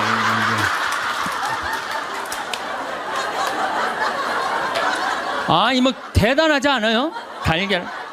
여러분들 남편한테 이번 추석 때나 뭐 어느 때 한번 시켜보세요.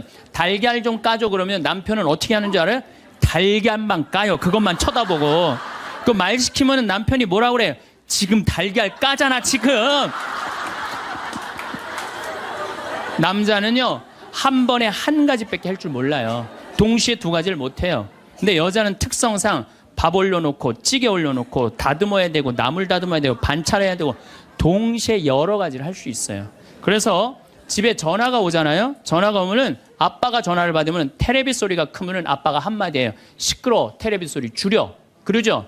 또 애들 시끄러우면 아빠 통화하니까 가만히 있으라고 그래요. 그 남자는 전화만 해요. 근데 엄마한테 전화가 오잖아요. 테레비 소리 애들 떠드는 거 전혀 상관없어. 더욱이 어느 정도로 심하냐면 막 통화하면서 텔레비에 딱 어떤 여자가 나오면은 저 여자 이혼했다고 그러더니 나오네.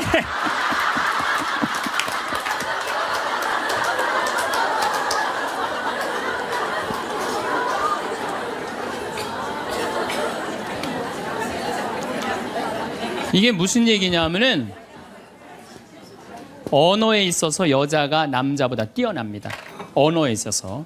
제가 한번 뭐 고등학교 강의를 갔는데 한 10년 전 얘기예요. 강의를 갔는데 그해 경기도에 영어 선생님 172명을 뽑았는데 여자가 170명, 남자가 2명 됐대요. 언어에는요 여자가 탁월한 능력을 갖고 있어요. 남자는 말주변이 없어. 말주변이 없게 돼 있어요. 근데 문제는 언어만 뛰어난 게 아니에요. 여자가 시각도 뛰어나요. 시각도.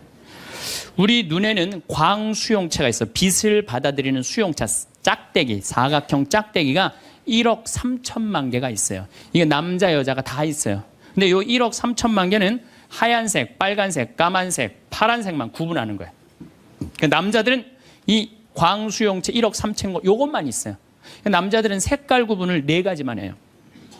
남자는 회색도 하얀색, 베이지색도 하얀색, 하얀색도 하얀색이야. 남자는 분홍색도 빨간색, 주황색도 빨간색, 빨간색도 빨간색이에요. 남자는 색깔 구분을 못해요. 근데 여자들은 원추형 광수용체 700만 개가 더 있어요. 여자가.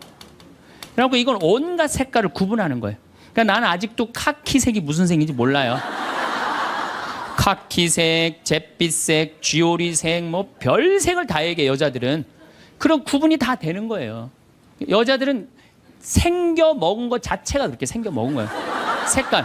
그러니까 4가지 색깔밖에 구분하지 못하는 남자와 온갖 색깔을 구분하는 여자하고 부부야. 그 부부가 옷 사러 나가면 싸울 것 같아, 안 싸울 것 같아? 싸워요. 왜냐하면 남자는 다 그게 그거 같으니까 아무거나 딱 붙잡아. 여보 가자 그러면 아내가 답답해 보이잖아요. 여보 지금 당신 얼굴 색깔하고 그 옷 색깔하고 맞다고 생각해? 안 어울리잖아. 가만히 있어봐. 그래갖고 이거 들었다 놨다 저것 들었다 놔면은 남편이 신경질이 나는 거. 뭘 저렇게 까다롭게 고르느냐. 아무거나 그냥 입고 가지. 그러니까 남자들하고 여자하고 싸울 수밖에 없어요. 싸울 수밖에 없어요. 그래갖고 옷 사러 나갈 때는 같이 나갔는데 들어오는 시간은 달라요. 이미 남자는 벌써 들어와 있어. 신경질 부리고. 그러니까 색깔 구분 때문에 그래. 색깔 구분.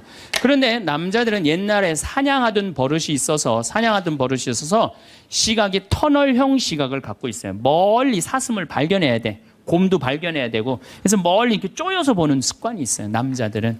멀리 있는 걸 잘 봐요. 남자들이. 그런데 요즘 남자들이 사냥을 해요, 안 해요? 안 해요. 쪼여 보는 습관은 있는데 사냥을 안 하니까 요걸 남자들이 어디다 쓰냐면 잔치집에 가면은 이쁜 여자가 있으면 그걸 쪼여서 봐요. 금방 누구한테 들켜요? 마누라한테 들키는 거예요. 이쁜 여자 처음 보냐고. 어떻게 알았지? 왜 몰라? 이렇게 쪼여서 보고 있는데. 그래서 참 재미난 통계가 있어요. 부부가 같이 잔치집에 가면 남자는 3명 내지 4명밖에 모르는데 온 사람. 그 사람 왔었어? 이런데요. 나는 뭐 기억이 없는데 기억이 없지 당연히 이거 쪼이고 계속 보고 있었으니까. 근데 여자는 시각이 180도라 다 본대요. 다. 그 남자 넥타이를 못 메고 왔고 시계를 못 차고 왔는까지 다 한다는 거예요. 여자. 그래서 보통 정신적인 바람을 피는 걸 보면은 남자는 3명 정도 피는데 여자 한 30명 정도 이미 피고 들어와요.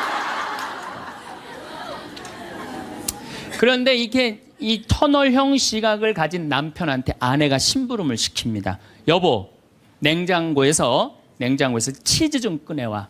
그러면 이 남자들이요, 딱 냉장고만 열면요, 답답한 거예요. 이놈의 치즈가 어디 있는 거야, 이게. 터널형으로 보니까 이게 안 보이는 거예요, 치즈. 못 찾아요. 그 좁은 그 냉장고 안에 있는 그걸 못 찾아요. 그래갖고, 아니, 치즈가 어디 있다고 그래. 나 못 찾겠는데. 그러면은 안에는 이게 180도 시각이기 때문에 뒷꼭지에도 시각이 있어요. 그래갖고 딱 냉장고 문을 열고 들여다도 안 봐요. 들여다도 안 보고 딱 손 넣고 딱 꺼내갖고 남편 코앞에 딱 들여대는 거예요. 이걸 못 찾느냐고. 그러면요, 남자들은요, 깜짝깜짝 놀라는 거예요. 아내의 능력에 대해서 놀라는 거예요. 그래갖고 결혼 생활 한 20년쯤 한 부부들을 보면은요, 아내가 부엌에서 소리만 지르면요, 남편은 경기를 일으키는 거예요. 이번 또 내가 뭘 잘못해갖고 저 소리를 지르는 거야. 그냥 남자들이 눈치가 없어요. 눈치가. 말주변 없지, 눈치 없지. 그렇죠? 눈치가 없어요, 남자들이. 참. 그러니까 남자들이 어느 정도로 눈치가 없느냐면은 아내가 지금 자기를 미워하는지, 괴로워하는지 몰라요. 언제 아느냐면 귀싸대기를 맞아야지 알아요. 귀싸대기를 귀싸대기를 딱 맞아야지, 아, 이거 지금 우리 마누라가 심각하구나. 아니면 아내가 눈물을 뚝뚝 흘릴 때 그때서 느끼기 시작하는 거예요. 정말 답답한 거죠.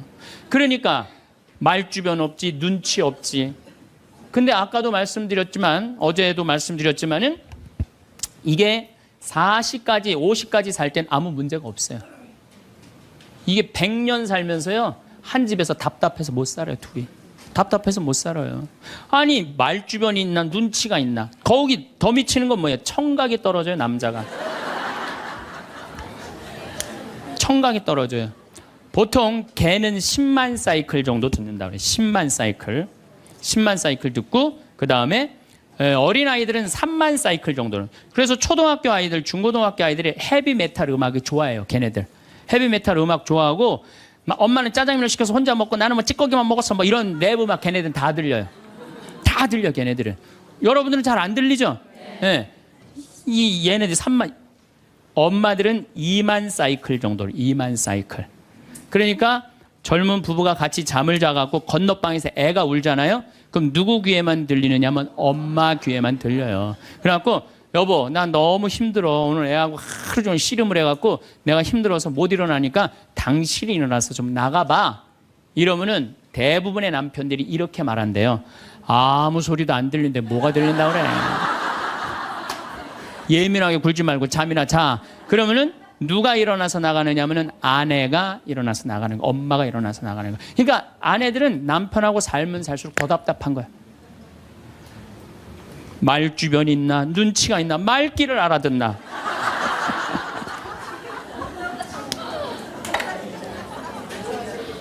그러니까 이제 한 집에서 할아버지하고 할머니하고 한 집에서 사는 할머니 할아버지야. 할아버지가 이제 저녁 국을 못 끓였는지 너무 궁금한 거야. 그래서 안방에서 할머니한테, 여보 마누라, 오늘 저녁 국 못 끓였어? 근데 부엌에서 딸그락 딸그락 소리는 들리는데 대답이 없는 거야. 이놈의 마누라가 날 또 무시하는구나. 이번엔 또 거실에 나가고 또 한번 물어봐요. 이놈의 마누라, 저녁 국 못 끓였냐니까 왜 대답이 없어? 아, 근데 딸그락 딸그락 소리는 들리는데 또 대답이 없는 거야. 너무 화가 난 할아버지가 이번에는 부엌에 가갖고, 이놈의 할망구야, 저녁 못 끓였는지 내가 3번이나 물어봤는데 대답을 안 하냐고. 사람 말이 말 같지 않으냐고. 그러니까 할머니가 눈을 동그랗게 뜨고 하는 말이, 내가 콩나물국이라고 3번 얘기했잖아. 누군만 못 들은 거야? 할아버지. 제가 이렇게 강의를 가면은요, 할아버지들이 이렇게 하고 듣는 할아버지들이 참 많아요. 이게 남자의 특성이에요. 그래서 남자들은 만 사이클밖에 못 들어요. 만 사이클. 그래갖고 남자들은 음악을, 빠른 음악 들으면 다 시끄럽다고 그래. 다 시끄러워. 시끄러우니까 끄라고. 그저 남자한테 음악이라고 그러는 거는 꿍짝짝 꿍짝짝, 어머나 어머나 이러지 마세요, 이런 음악만 음악이에요, 남자는. 그래서 30대 40대가 넘으면 트로트를 좋아할 수밖에 없어, 남자들은. 빠른 음악을 안 들리니까. 한 28,000 사이클 정도가 보통 우리 음악에서 나오는 헤비메탈 음악이거든요. 그러니까 못 듣는 거예요, 그 다음부터는. 그러니까 말귀 못 알아듣지, 눈치 없지, 말주변 없지. 자, 요즘 어떤 할아버지가 할머니하고 같이 한 집에서 사는데 그런 거예요. 이제 냉장고가 고장이 났고 애프터 서비스를 불렀어.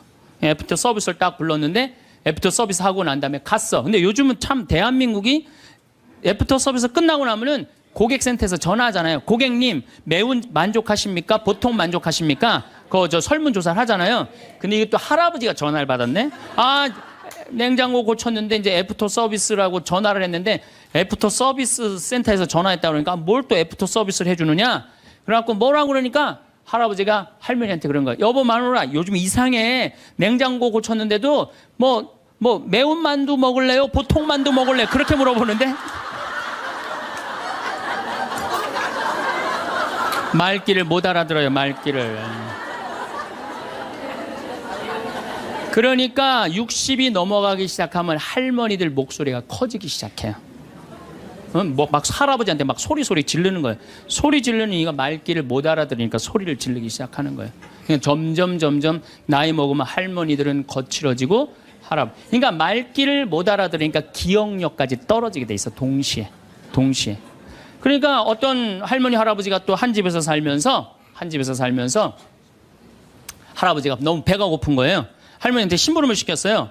여보 마누라 좀 부엌에 냉장고에서 우유하고 아이스크림 좀 갖다 줘. 나 배가 고파. 그랬더니 할머니가 막 일어나면서 가려고 그랬어요. 그랬더니 할아버지가 신경질을. 이놈의 마누라야 그냥 가면 어떻게 가다가 까먹으면 어떻게 하려고 그냥 가냐고. 적어가라고. 우유하고 아이스크림. 할머니가 딱 째려보고 이놈의 영감탱이가 내가 그것도 모를까 봐 그걸 적어가라고 그러냐고. 기다리라고 내가 우유하고 아이스크림 갖다 줄 테니까. 할머니가 추측 가셨어요.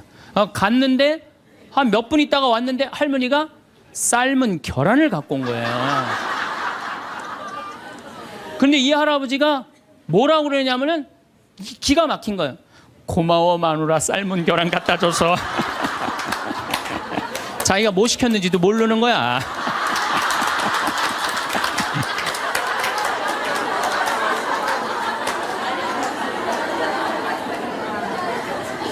자, 여러분들 남자하고 여자는 이렇게 달라요.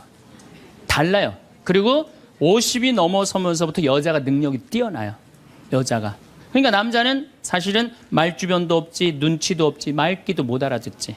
여기 지금 형제님들 몇 분 오셨는데 내가 60 넘어갔고 100살까지 집에서 안 쫓겨나고 살 수 있는 비법이 하나 있어요. 내가 마누라 옆에서 붙어서 사는 비법이 하나 있어. 내가 그거 비법을 알려드릴 테니까 여기 형제님들 내가 알려주는 대로 사시면 돼요. 그저 비법이라는 건 뭐냐면은 마누라가 시키는 대로 하고 사세요.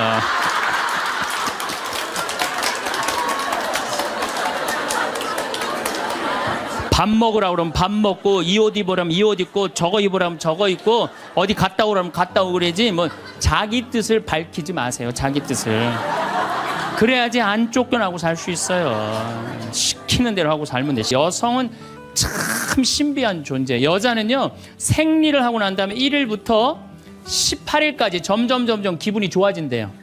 점점 18일서부터 21일 사이까지는 기분이 최고래. 최고. 네. 최고인데 21일부터 기분이 나빠지기 시작해. 생리할 때 되면 완전히 그 여자가 아니야. 원래 생각했던 그 여자가 아니야. 완전히 새로운 완전히 짐승이 하나 나와갖고 이상한 행동을 하는 거예요. 그러니까 여자는 기분이 좋고 나쁘고 너무 분명해요. 좋을 때는 한없이 좋고 나쁠 때는 또 한없이 나쁜 경우가 있어요. PMT라고 이게 그 여자는 그 생리 전 긴장감이 있대요. 이 현상이 있어갖고 여자의 감정을 남자들이 내 마누라 나 도저히 이해가 안 돼. 이게 이 주기를 몰라서 그래요. 더욱이 여자가 한 18일에서 21일 사이는 기분이 얼마나 좋으냐면은 처녀 때도 이때 만약에 파티장에 가고 술을 먹는데 남자를 보면은요 모든 남자가 다 멋있게 보인대요. 그래갖고 그냥 이때 그냥 술 먹고 호텔에 다음날 아침에 깨보면 어머머 내가 미쳤어 내가 왜 그랬지? 이런 일이 이때 벌어지는 거예요.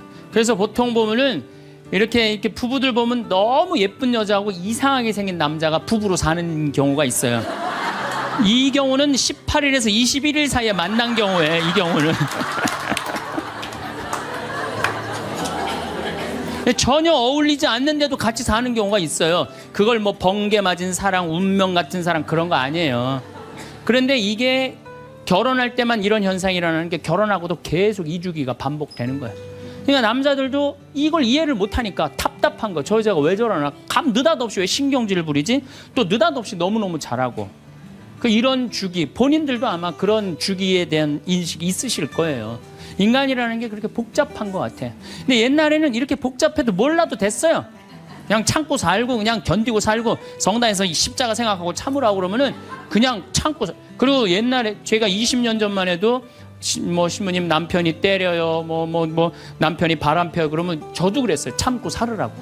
왜? 참고 살. 좀만 참으면 죽으니까 그냥.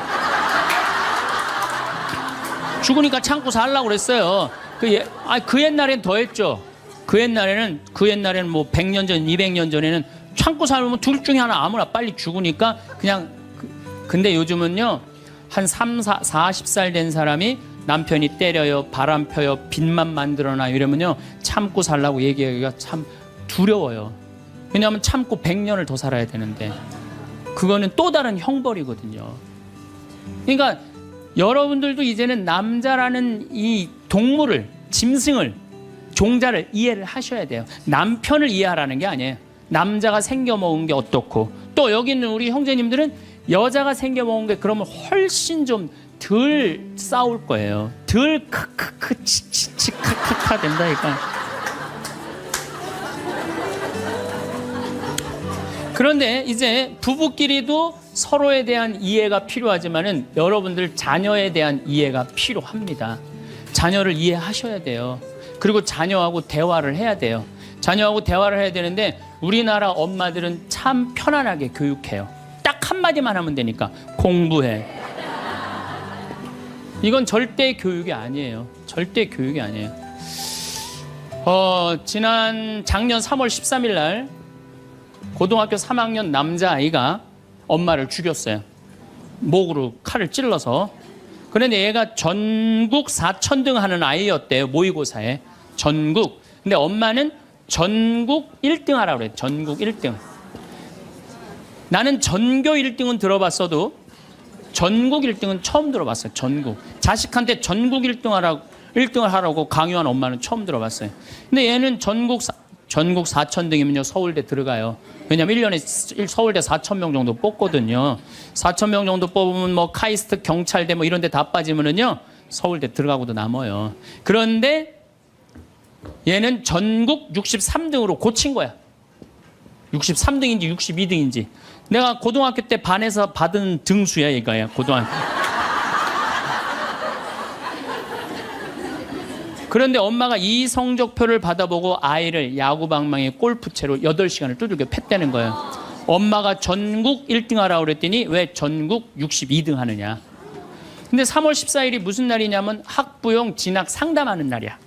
얘는 전국 62등도 8시간 두들겨 맞았는데 이거 전국 4,000등 걸리면은 나는 죽는다.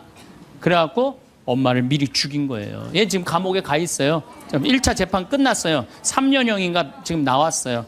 나는 얘는 엄마를 죽였다고 생각하지 않아요. 시험 감독관을 죽인 거예요. 시험 감독관을. 근데 우리는 자녀들한테 공부하라는, 왜 공부해야 되는지, 인생에 대한 철학, 삶의 진리 이런 얘기 전혀 하지 않아요. 그냥 무조건 공부하라. 무조건 공부하라 그래. 그러니까 애들이 왜 공부해야 되는지도 모르고 부모가 하라고 그러니까 지겨워도 하는 거예요. 그러니까 부모가 지겨운 거예요. 부모가 지겹고 부모하고 말을 섞기 싫고. 여러분들 맨날 초등학교 이제 한 5학년만 되면은 남편이 맨날 술 먹고 들어와. 남편이 요즘 경기가 안 좋아갖고 400만 원을 벌어야 되는데 150만 원밖에 못 벌어. 400만 원을 벌었는데 150만 원밖에 못 벌어. 그래갖고 남편이 걱정이 돼갖고 맨날 술을 먹고 들어와요. 그러면은 엄마가 한다는 소리가 그래요. 지겨워 죽겠어. 뭐하러 나하고 결혼했어. 술하고 결혼하지. 내가 이혼을 하든가 말든가 해야지. 아빠는 맨날 술 먹고 들어오고. 초등학교 5학년만 되면은 여자아이 초등학교 5학년 애들 눈치가 빨라요. 아, 우리 집이 지금 심각하구나. 엄마 아빠가 곧 이혼하면 나는 엄마하고 살아야 될까 아빠하고 살아야 될까 고민해요. 아빠가 밤 10시에 술이 취해갖고 들어왔어. 그래도 딸이라고 아빠 들어왔냐고. 아빠 오셨어요? 아빠가 한다는 소리가 우리 딸 이리 와. 아빠가 안아줄게. 걱정하지 말고 넌 들어가서 공부해. 이 아빠가 다 알아서 할게. 아니 엄마는 이혼한다는데 뭘 다 알아서 한다는 거야. 근데 엄마는 지겨워 죽겠어. 내가 이혼하든지 말든지 이런 소리 하면요. 얘는 마음 잡고 공부 못합니다. 공부하란다고 공부하는 게 아니거든요. 정말 지혜로운 엄마는 어떤 엄마인 줄 알아요? 남편 술 취해갖고 들어오면은 방에다 뉘어놓고 근심 어린 얼굴로 쳐다보는 초등학교 5학년 딸아 아빠가 맨날 술 먹고 들어오니까 걱정되지? 엄마 나 걱정돼. 아빠가 왜 저래 요즘? 사실은 아빠가 요즘 경제가 좀 어렵잖니. 너도 알다시피 지금 유럽에 그리스 사태 터졌잖아. 그리고 이란 핵무기 때문에 지금 석유값이 자꾸 올라가고 있어. 그리고 미국은 리먼 브라더스 경제 위기가 왔잖아. 이렇게 어려운 경제 위기가 와서 아빠가 한 달에 400을 벌어야 되는데 150밖에 못 벌어. 근데 너도 알다시피 우리 핸드폰 네 식구 쓰면은 20만 원이야. 그 다음에 전기세 10만 원이야. 그 다음에 아빠 차 운행하고 우리 버스 타고 전철 타고 다니는 거 30만 원이야. 우리가 라면만 먹고 살아도 60만 원이야. 네 학원비, 동생 학원비 50만 원 들어가. 그러고 난 다음에 우리 아파트 부금 100만 원 들어가. 한 달에 최소한 250은 있어야 되는데 150밖에 6개월 동안 아빠가 지금 이렇게 우리 집이 마이너스야. 그래서 아빠가 저렇게 근심 걱정이 돼서 저렇게 술을 먹고 들어오니 네가 좀 이해를 해줬으면 좋겠다. 이렇게 말하면요, 얘는 방에 들어가서 고민해요. 우리 집을 위해서 내가 도대체 뭘 해야 될까 고민해요. 그런데 우리는 자녀들한테 이런 얘기 일체하지 않아요. 일체하지 않고 너는 들어가서 뭐 하라고 그래? 공부하라고 그래. 그러니까 애들이 공부를 왜 해야 되는지 모르잖아요. 유대인들은요, 초등학교 1학년만 되면은 왜 우리가 이 초막절을 지내야 되는지, 왜 우리가 과월절을 지내야 되는지, 할머니 할아버지는 어떻게 살았고 엄마 아빠는 어떻게 살았고 다 얘기해줘요. 그러니까 우리나라 애들은, 이스라엘 애들은 초등학교 1학년 때부터 철드는 거예요. 우리 역사, 이런 역사 안에서 내가 살아가야 되는구나. 제가 지난 3월 달에 내가 이제 다음 겨울에 저기 12월 달에 그 강의를 이제 말씀을 드릴 거예요. 3월 달에 이스라엘에 초청을 받아서 갔다 왔어요. 근데 마침 내가 그 사막 체험을 했는데 그때 이스라엘의 영재 아이들이 거기 왔었어요. 천재 아이들이죠. 근데 이스라엘은 고등학교 3학년 18살만 되면요, 무조건 군대 가야 돼요. 3년. 남자고 여자고 다 3년. 근데 걔네들이 전부 다 의대 합격한 애, 공군사관학교 합격한 애, 다 그런 애들이야. 그래서 내가 물어봤어요. 니네들은 18살만 되면은 군대를 간다는데 너희들 정말 군대 가고 싶느냐? 내가 물어봤는데 걔네 눈빛이 반짝반짝 그러면서 나는 이 나라를 위해서 가겠다는 거예요. 그리고 그냥 가는 것도 아니고 반드시 가고 난 기쁘게 가겠다는 거예요. 얘네들은 역사, 의식, 가정의식 다 있는 거야. 그러니까 우리나라 애들은 20년 동안 역사 얘기도 안 듣고 사람 살아가는 도리 얘기도 안 듣고 무조건 뭐만 하라고 그래? 공부만 하라고 그래. 제가 얼마 전에 내 친구의 친구가 세상을 떠났어요. 근데 그 세상 떠난 사람 여자야. 근데 고등학교 2학년 딸이 있고 대학교 1학년 아들이 하나 있는 거야. 그런데 이 엄마가 딸을 깨워야지 딸은 일어나서 학교를 가는 거예요. 근데 10시가 됐는데 엄마가 안 깨운 거야.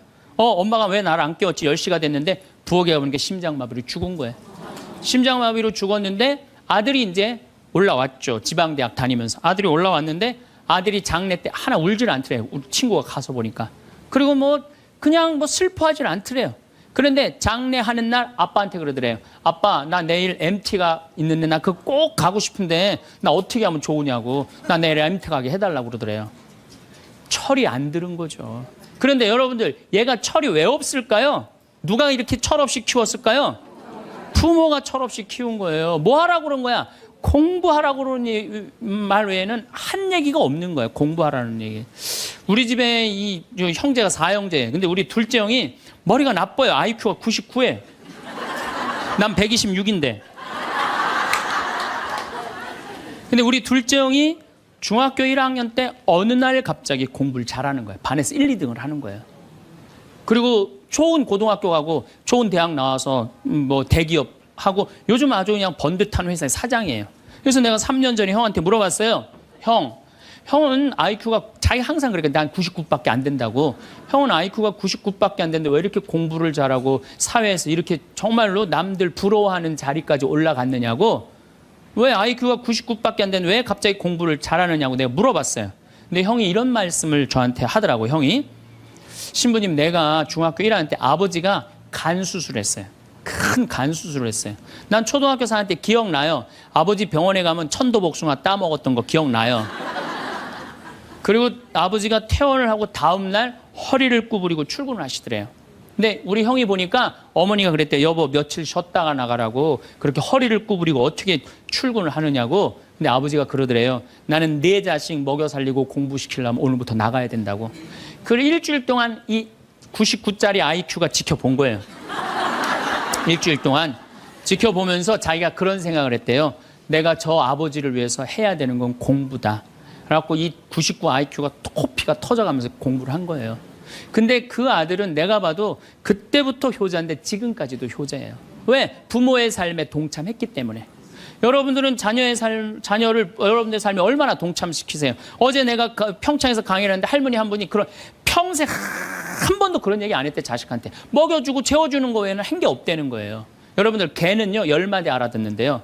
기다려, 앉아, 손, 엎드려 이 정도 알아듣는데요. 그리고 원숭이는 한 30마디 알아듣는데 자기네들끼리도.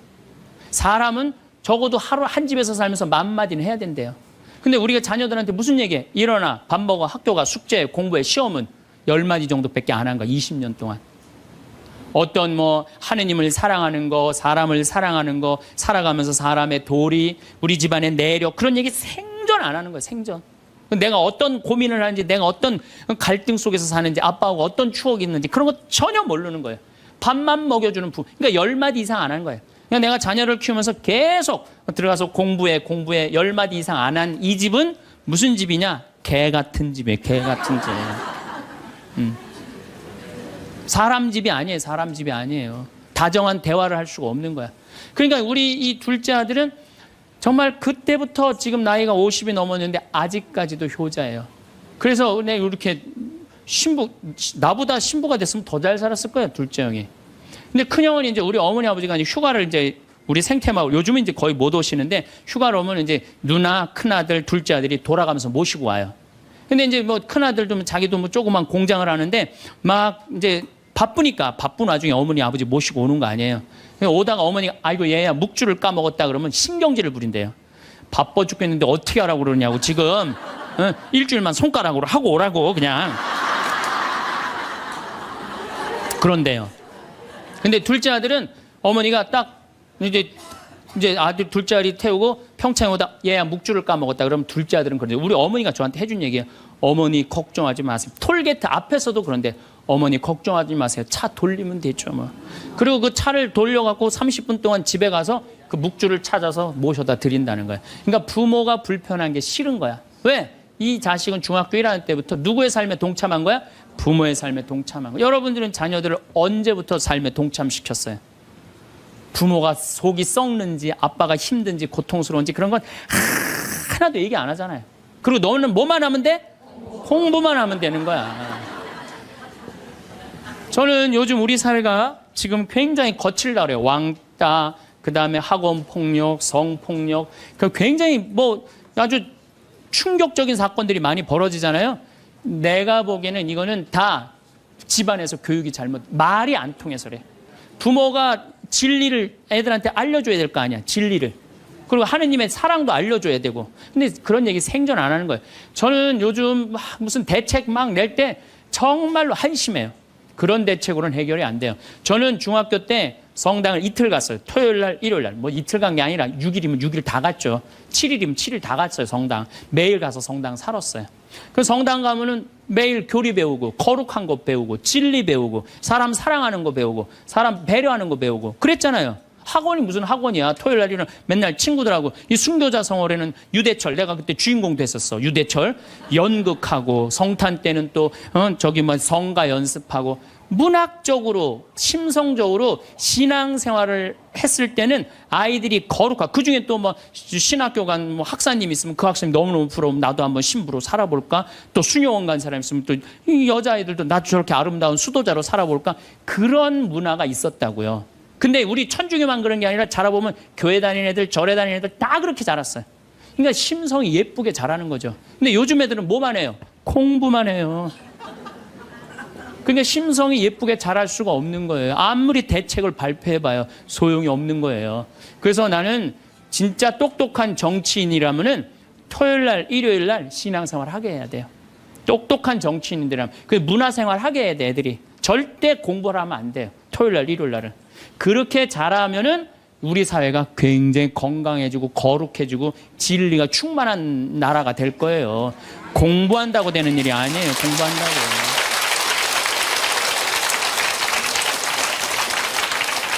그러니까 자식들하고 대화를 하려고 해도 대화를 해본 적이 있어야지 대화를 할 거 아니야.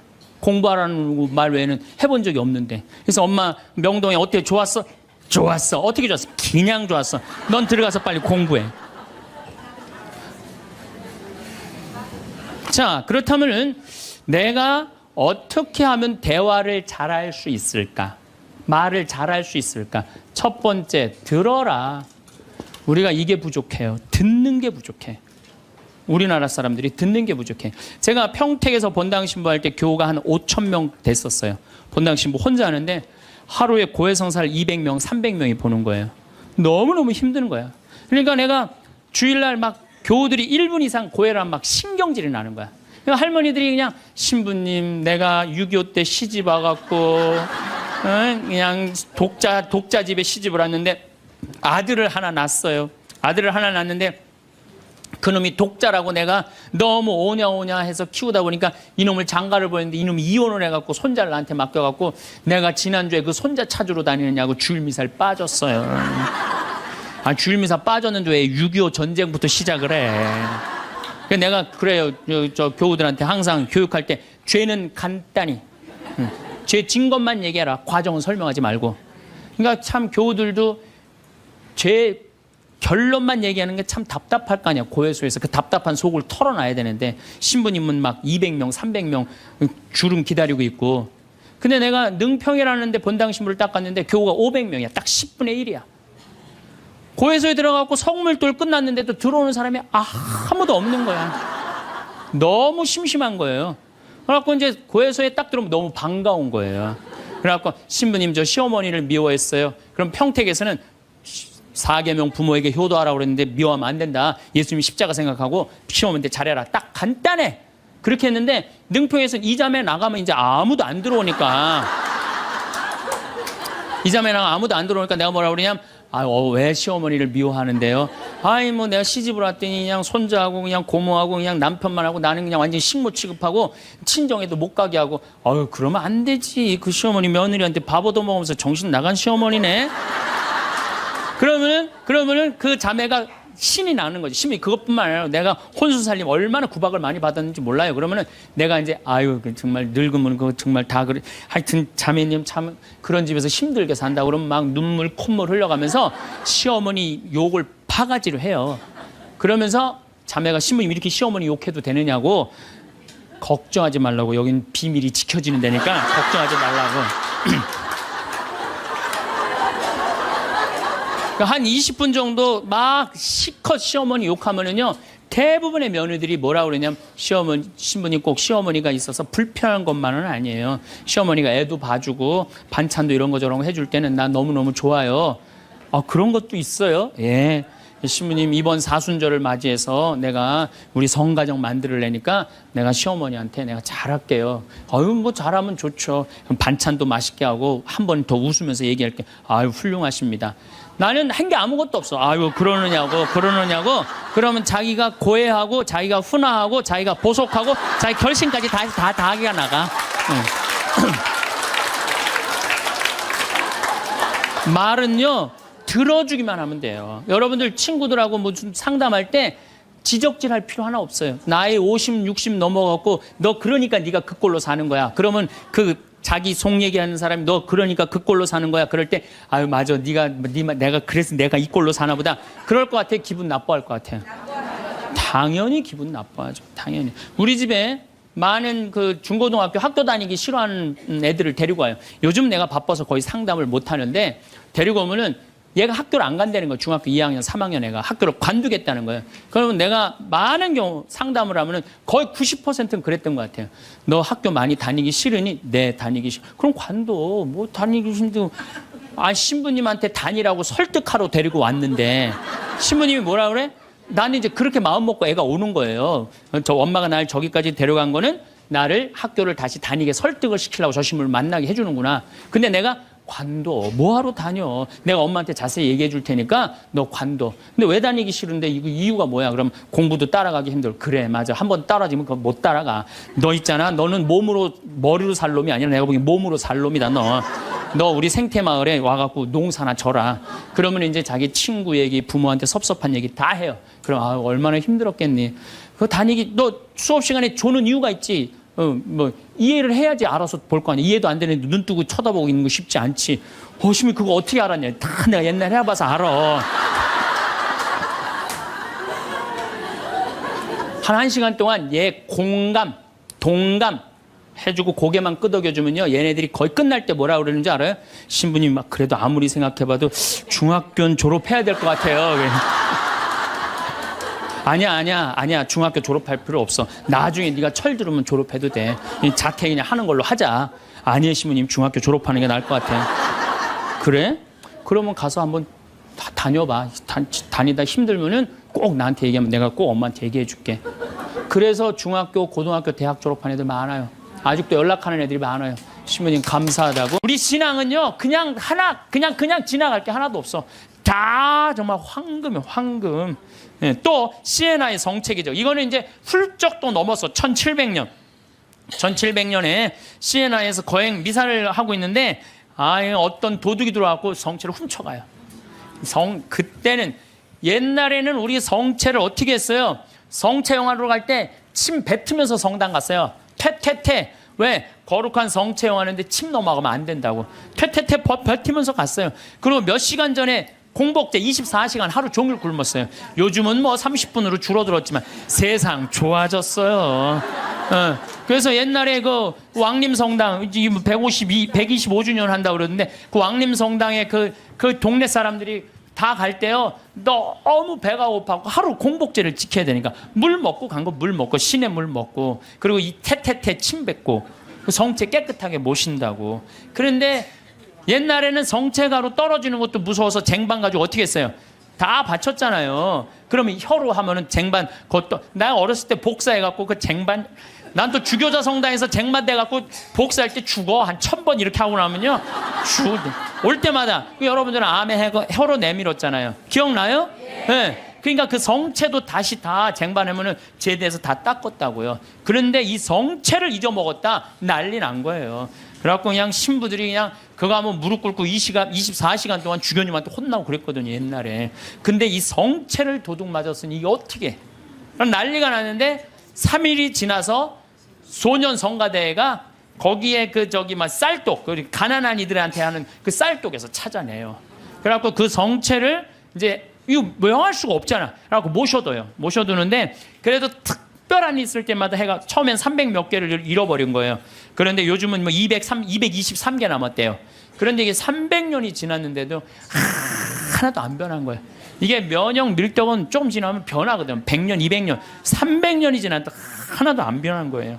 이게 바로 하느님의 그냥 매일 하느님의 섭리는 벌어져. 여러분들 맨날 성체용하는 거. 성공한 사람들을 보면 크게 두 부류로 나뉘는 걸 알 수 있습니다. 하나는 자신이 성공했다고 여기저기 떠벌리고 다니는 사람들, 그리고 또 하나는 조용히 아무 말 없이 자기 삶을 사는 사람들입니다. 우리는 흔히 성공을 하면 자연스럽게 자랑하고 싶어질 거라고 생각하죠. 좋은 차를 사고 비싼 시계를 차고 SNS에 멋진 사진을 올리고 싶을 겁니다. 왜냐하면 그렇게 하면 남들이 나를 더 인정해 줄 거라고 믿으니까요. 하지만 현실은 그렇지 않습니다. 오히려 진짜 성공한 사람들은 그렇게 행동하지 않습니다. 왜냐하면 보여줄 필요가 없기 때문입니다. 돈이 많다고 높은 자리에 있다고 유명하다고 해서 굳이 그걸 드러낼 필요는 없습니다. 그걸 아는 사람들은 이미 알고 있고 모르는 사람들은 알 필요가 없죠. 그런데도 굳이나 성공했다고 떠드는 사람들이 있습니다. 그런 사람들은 왜 그럴까요? 간단합니다. 그 사람들은 사실 그렇게까지 성공한 게 아니기 때문입니다. 우리는 종종 SNS에서 성공한 사람들을 봅니다. 해외여행을 가고 고급 레스토랑에서 밥을 먹고 멋진 차를 타고 다니는 모습? 그런데 가만히 보면 그런 걸 보여주는 사람들은 언제나 뭔가를 팔고 있습니다. 강의를 팔든 자기 브랜드를 홍보하든 아니면 단순히 자기 자존감을 유지하려고 하든 간에 결국 목적이 있는 거죠. 진짜 부자들은 그렇게 하지 않습니다. 오히려 조용히 아무도 모르게 자기 일을 합니다. 왜냐하면 자랑해서 얻을 게 없기 때문입니다. 오히려 괜히 잘난 척했다가 사람들에게 이용당하거나 시기와 질투를 받거나 쓸데없는 오해를 사는 게 더 피곤합니다. 이건 단순한 돈 이야기가 아닙니다. 사회적인 성공을 이룬 사람들도 마찬가지입니다. 진짜 실력 있는 사람들은 자기 실력을 굳이 떠벌리지 않습니다. 왜냐하면 그럴 필요가 없으니까요. 자기 분야에서 최고라면 사람들이 먼저 알아서 찾아옵니다. 반대로 실력이 부족한 사람일수록 자기를 포장하려고 애씁니다. 우리가 흔히 듣는 말이 있죠. 빈수레가 요란하다. 이 말이 괜히 있는 게 아닙니다. 정말 내실이 있는 사람들은 굳이 시끄럽게 굴지 않습니다. 반대로 겉만 번지르르한 사람들은 자기가 얼마나 대단한지 떠들고 다닙니다. 이걸 좀 더 현실적인 예로 들어볼까요? 동창회에 나가면 꼭 이런 사람이 있습니다. 옛날에는 별거 아니었는데 갑자기 잘 됐다고 나타나서 자기가 얼마나 성공했는지 자랑하는 사람. 처음에는 다들 와 대단하다 하고 들어주지만 시간이 지나면 어떨까요? 대부분 속으로 이렇게 생각할 겁니다. 저 사람 뭐 저렇게까지 티를 내? 결국 그런 사람은 점점 멀어지게 됩니다. 반면에 정말 성공한 사람들은 조용합니다. 굳이 자기가 어떻게 살고 있는지 설명하지 않죠. 그런 사람들은 오히려 주변에서 먼저 알아보고 자연스럽게 존경을 받습니다. 그게 진짜 성공입니다. 그럼 우리는 어떻게 해야 할까요? 내가 뭔가를 이루었을 때 굳이 남들에게 알릴 필요가 있을까요? 물론 가까운 사람들에게 좋은 소식을 전하는 건 좋습니다. 하지만 굳이 모든 사람들에게 나 이렇게 잘 살고 있어요 하고 알릴 필요는 없습니다. 그런 행동은 결국 나에게 득이 되지 않습니다. 성공이라는 건 원래 조용한 겁니다. 내가 잘 되고 있으면 주변 사람들이 자연스럽게 알게 됩니다. 굳이 내가 말하지 않아도 내 행동과 태도에서 묻어나오게 되어 있습니다. 그러니 굳이 보여주려고 애쓰지 마세요. 오히려 그게 더 진짜 성공한 사람의 태도입니다. 사람은 사회적 동물이라고 하잖아요. 혼자 살아갈 수 없고 결국 사람과의 관계 속에서 기쁨도 얻고 때로는 상처도 받습니다. 그런데 한 가지 생각해 볼 게 있어요. 우리가 정말 인간관계가 필요해서 맺고 있는 걸까요? 아니면 그냥 그래야 한다고 배워서 어쩔 수 없이 유지하고 있는 걸까요? 어릴 땐 친구 많으면 좋다고 하죠. 사회생활에서도 인맥이 중요하다는 말을 많이 합니다. 그런데 정작 주변을 보면요. 인간관계가 넓은 사람일수록 스트레스를 더 많이 받아요. 전화벨이 울릴 때마다 이번엔 또 무슨 부탁일까 싶고 단체 채팅방에서 메시지가 올 때마다 이걸 또 어떻게 대답해야 하나 고민하죠. 관계가 많아질수록 책임과 피로도 함께 늘어나는 겁니다. 어떤 사람들은 인간관계를 줄이면 외롭지 않겠냐고 해요. 그런데 가만히 생각해보면 진짜 외로움을 느끼는 순간이 언제인지 아세요? 오히려 불필요한 인간관계 속에 있을 때입니다. 같이 밥을 먹고 얘기를 나누는데도 뭔가 허전하고 대화가 컥 돌고 속마음을 나누지도 못할 때, 그럴 때 우리가 더 외롭다고 느끼죠. 그렇다고 당장 인간관계를 다 끊어버릴 순 없겠죠. 하지만 적어도 내가 정말 소중하게 여겨야 할 관계와 그냥 관성적으로 유지하는 관계는 구분할 필요가 있습니다. 예를 들어 매번 나한테 부탁만 하고 정작 내가 어려울 땐 연락 한 번 없는 사람. 내가 실수하면 뒷담화를 하면서 내 앞에서는 웃는 사람. 이런 관계를 굳이 계속 이어갈 이유가 있을까요? 가끔은 이런 경험도 있을 거예요. 우연히 어떤 사람과 친해졌는데 만난 지 얼마 되지도 않았는데 너무 많은 걸 털어놓는 사람들 있죠. 자기 속사정부터 가족 문제, 직장 고민까지 쏟아내는 사람들. 이런 경우 두 가지의 가능성이 큽니다. 하나는 그냥 감정적으로 의존할 사람이 필요해서일 수도 있고 또 하나는 내가 믿을 만한 사람인지 떠보는 걸 수도 있어요. 어떤 경우든 이런 관계는 오래가기 어렵습니다. 사실 친밀함이라는 건 시간이 필요한 법이에요. 적당한 거리를 두고 천천히 서로를 알아가야 하는데 초반부터 급격하게 가까워진 관계는 쉽게 무너지는 경우가 많습니다. 처음엔 친하다고 생각했는데 어느 순간 사소한 일로 틀어지고 결국 남보다 못한 사이가 되는 거죠. 그러면 인간관계를 어떻게 해야 할까요? 답은 간단합니다. 억지로 맺지 말고 굳이 유지하려고도 하지 않는 거예요. 내가 편한 관계라면 자연스럽게 이어질 것이고 그렇지 않다면 서서히 멀어질 겁니다. 그리고 그걸 억지로 붙잡지 않아도 괜찮습니다. 관계를 유지하는 데 에너지를 쓰기보다는 정말 소중한 관계에 집중하는 게 더 낫지 않을까요? 어떤 사람은 내가 인간관계를 줄이면 나중에 나 혼자 남는 거 아니냐 걱정하기도 해요. 그런데 생각해보면요, 진짜 나를 위하는 사람은 많지 않아요. 인간관계를 줄인다고 해서 완전히 혼자가 되는 게 아닙니다. 오히려 불필요한 관계를 정리하고 나면 남아있는 관계들이 더 단단해지고 가치 있게 느껴질 겁니다. 예전엔 인맥이 자산이라는 말을 많이 했어요. 그런데 요즘은 꼭 그렇지도 않죠. 오히려 불필요한 인간관계가 많으면 그게 짐이 될 수도 있어요. 적당한 거리, 적당한 선. 이걸 잘 지키는 게 결국엔 가장 편한 인간관계를 유지하는 방법 아닐까요? 한번 곰곰이 생각해 보세요. 지금 내 주변에 있는 사람들 중에서 내가 정말 편하게 만날 수 있는 사람이 몇 명이나 되는지, 내가 억지로 맞춰주고 있는 관계는 없는지. 관계를 줄이면요, 외로워지는 게 아니라 오히려 더 자유로워집니다. 그리고 자유로워진 만큼 내 인생에서 정말 중요한 것에 집중할 수 있게 됩니다. 인간관계 너무 많은 걸 신경 쓰다 보면 정작 중요한 걸 놓칠 수 있어요. 그러니까 이제는 한 번쯤 정리해보는 것도 나쁘지 않을 겁니다. 사람들이 돈을 많이 벌고 싶어 하는 이유가 뭘까요? 단순히 돈이 많으면 좋으니까? 물론 그것도 있겠지만 사실 돈을 원하는 진짜 이유는 더 나은 삶을 살기 위해서겠죠. 그런데 문제는 돈을 많이 번다고 해서 반드시 삶이 나아지는 건 아니라는 겁니다. 오히려 더 많이 벌수록 더 많이 쓰게 되는 경우가 많아요. 가끔 이런 생각해 본 적 없으세요? 예전에는 돈이 지금보다 훨씬 적었는데 이상하게 그때가 더 여유로웠던 것 같다. 왜 그럴까요? 사실 우리가 원하는 건 돈 그 자체가 아니라 돈을 통해 얻을 수 있는 자유인데 돈을 벌면 벌수록 그 자유를 잃어버리는 경우가 많아요. 더 좋은 차, 더 좋은 집, 더 좋은 옷을 사면서 점점 더 많은 돈이 필요해지고 결국엔 돈을 벌기 위해 또다시 일해야 하는 악순환에 빠지게 되는 거죠. 한번 생각해 봅시다. 우리가 정말 필요해서 뭔가를 사는 경우가 얼마나 될까요? 필요해서라기보다는 남들이 가지고 있으니까, 없어 보이기 싫으니까, 혹은 그냥 기분 전환을 위해서 소비하는 경우가 훨씬 많아요. 그리고 그런 소비를 할 때마다 스스로 이렇게 합리화를 하죠. 이 정도는 나를 위한 투자야. 그런데 가만히 보면 그 소비가 진짜 나를 위한 소비인지 아니면 그냥 사회가 만든 기준에 끌려가고 있는 건지 헷갈릴 때가 많습니다.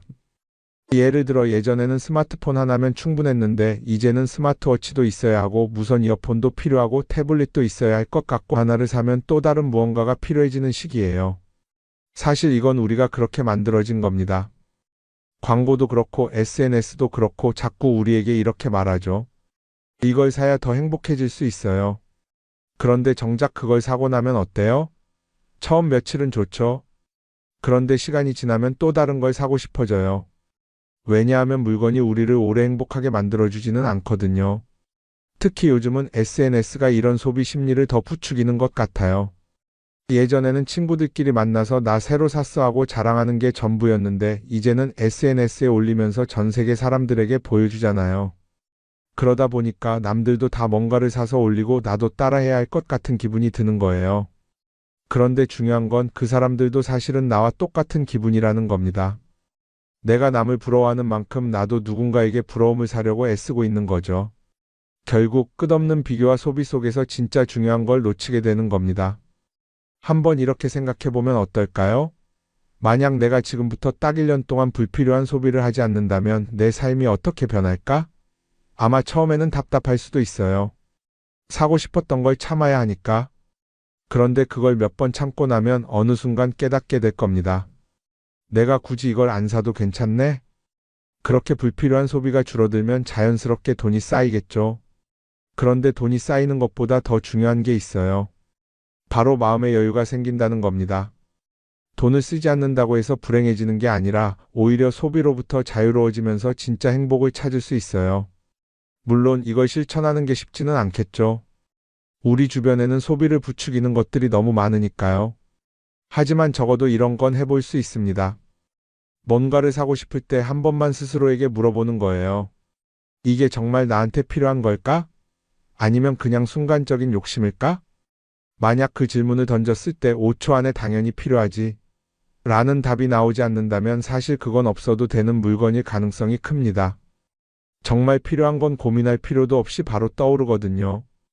그러니까 이제는 한 번쯤 생각해 봐야 할 것 같아요. 나는 지금 내가 원하는 삶을 살고 있는 걸까? 아니면 남들이 만든 기준에 맞추기 위해 내 시간을 팔고 있는 걸까? 소비를 줄인다는 건 단순히 돈을 아끼는 게 아닙니다. 그건 결국 내 삶의 선택권을 되찾는 일이거든요. 돈을 많이 버는 것도 중요하지만 더 중요한 건 그 돈을 어떻게 쓰느냐입니다. 그리고 때로는 아무것도 사지 않는 게 최고의 선택일 수도 있어요. 우리는 요즘 SNS 없이 사는 게 거의 불가능한 시대에 살고 있죠. 아침에 눈 뜨자마자 휴대폰을 확인하고 출근길에도 SNS를 보고 잠들기 전까지도 계속 들여다봅니다.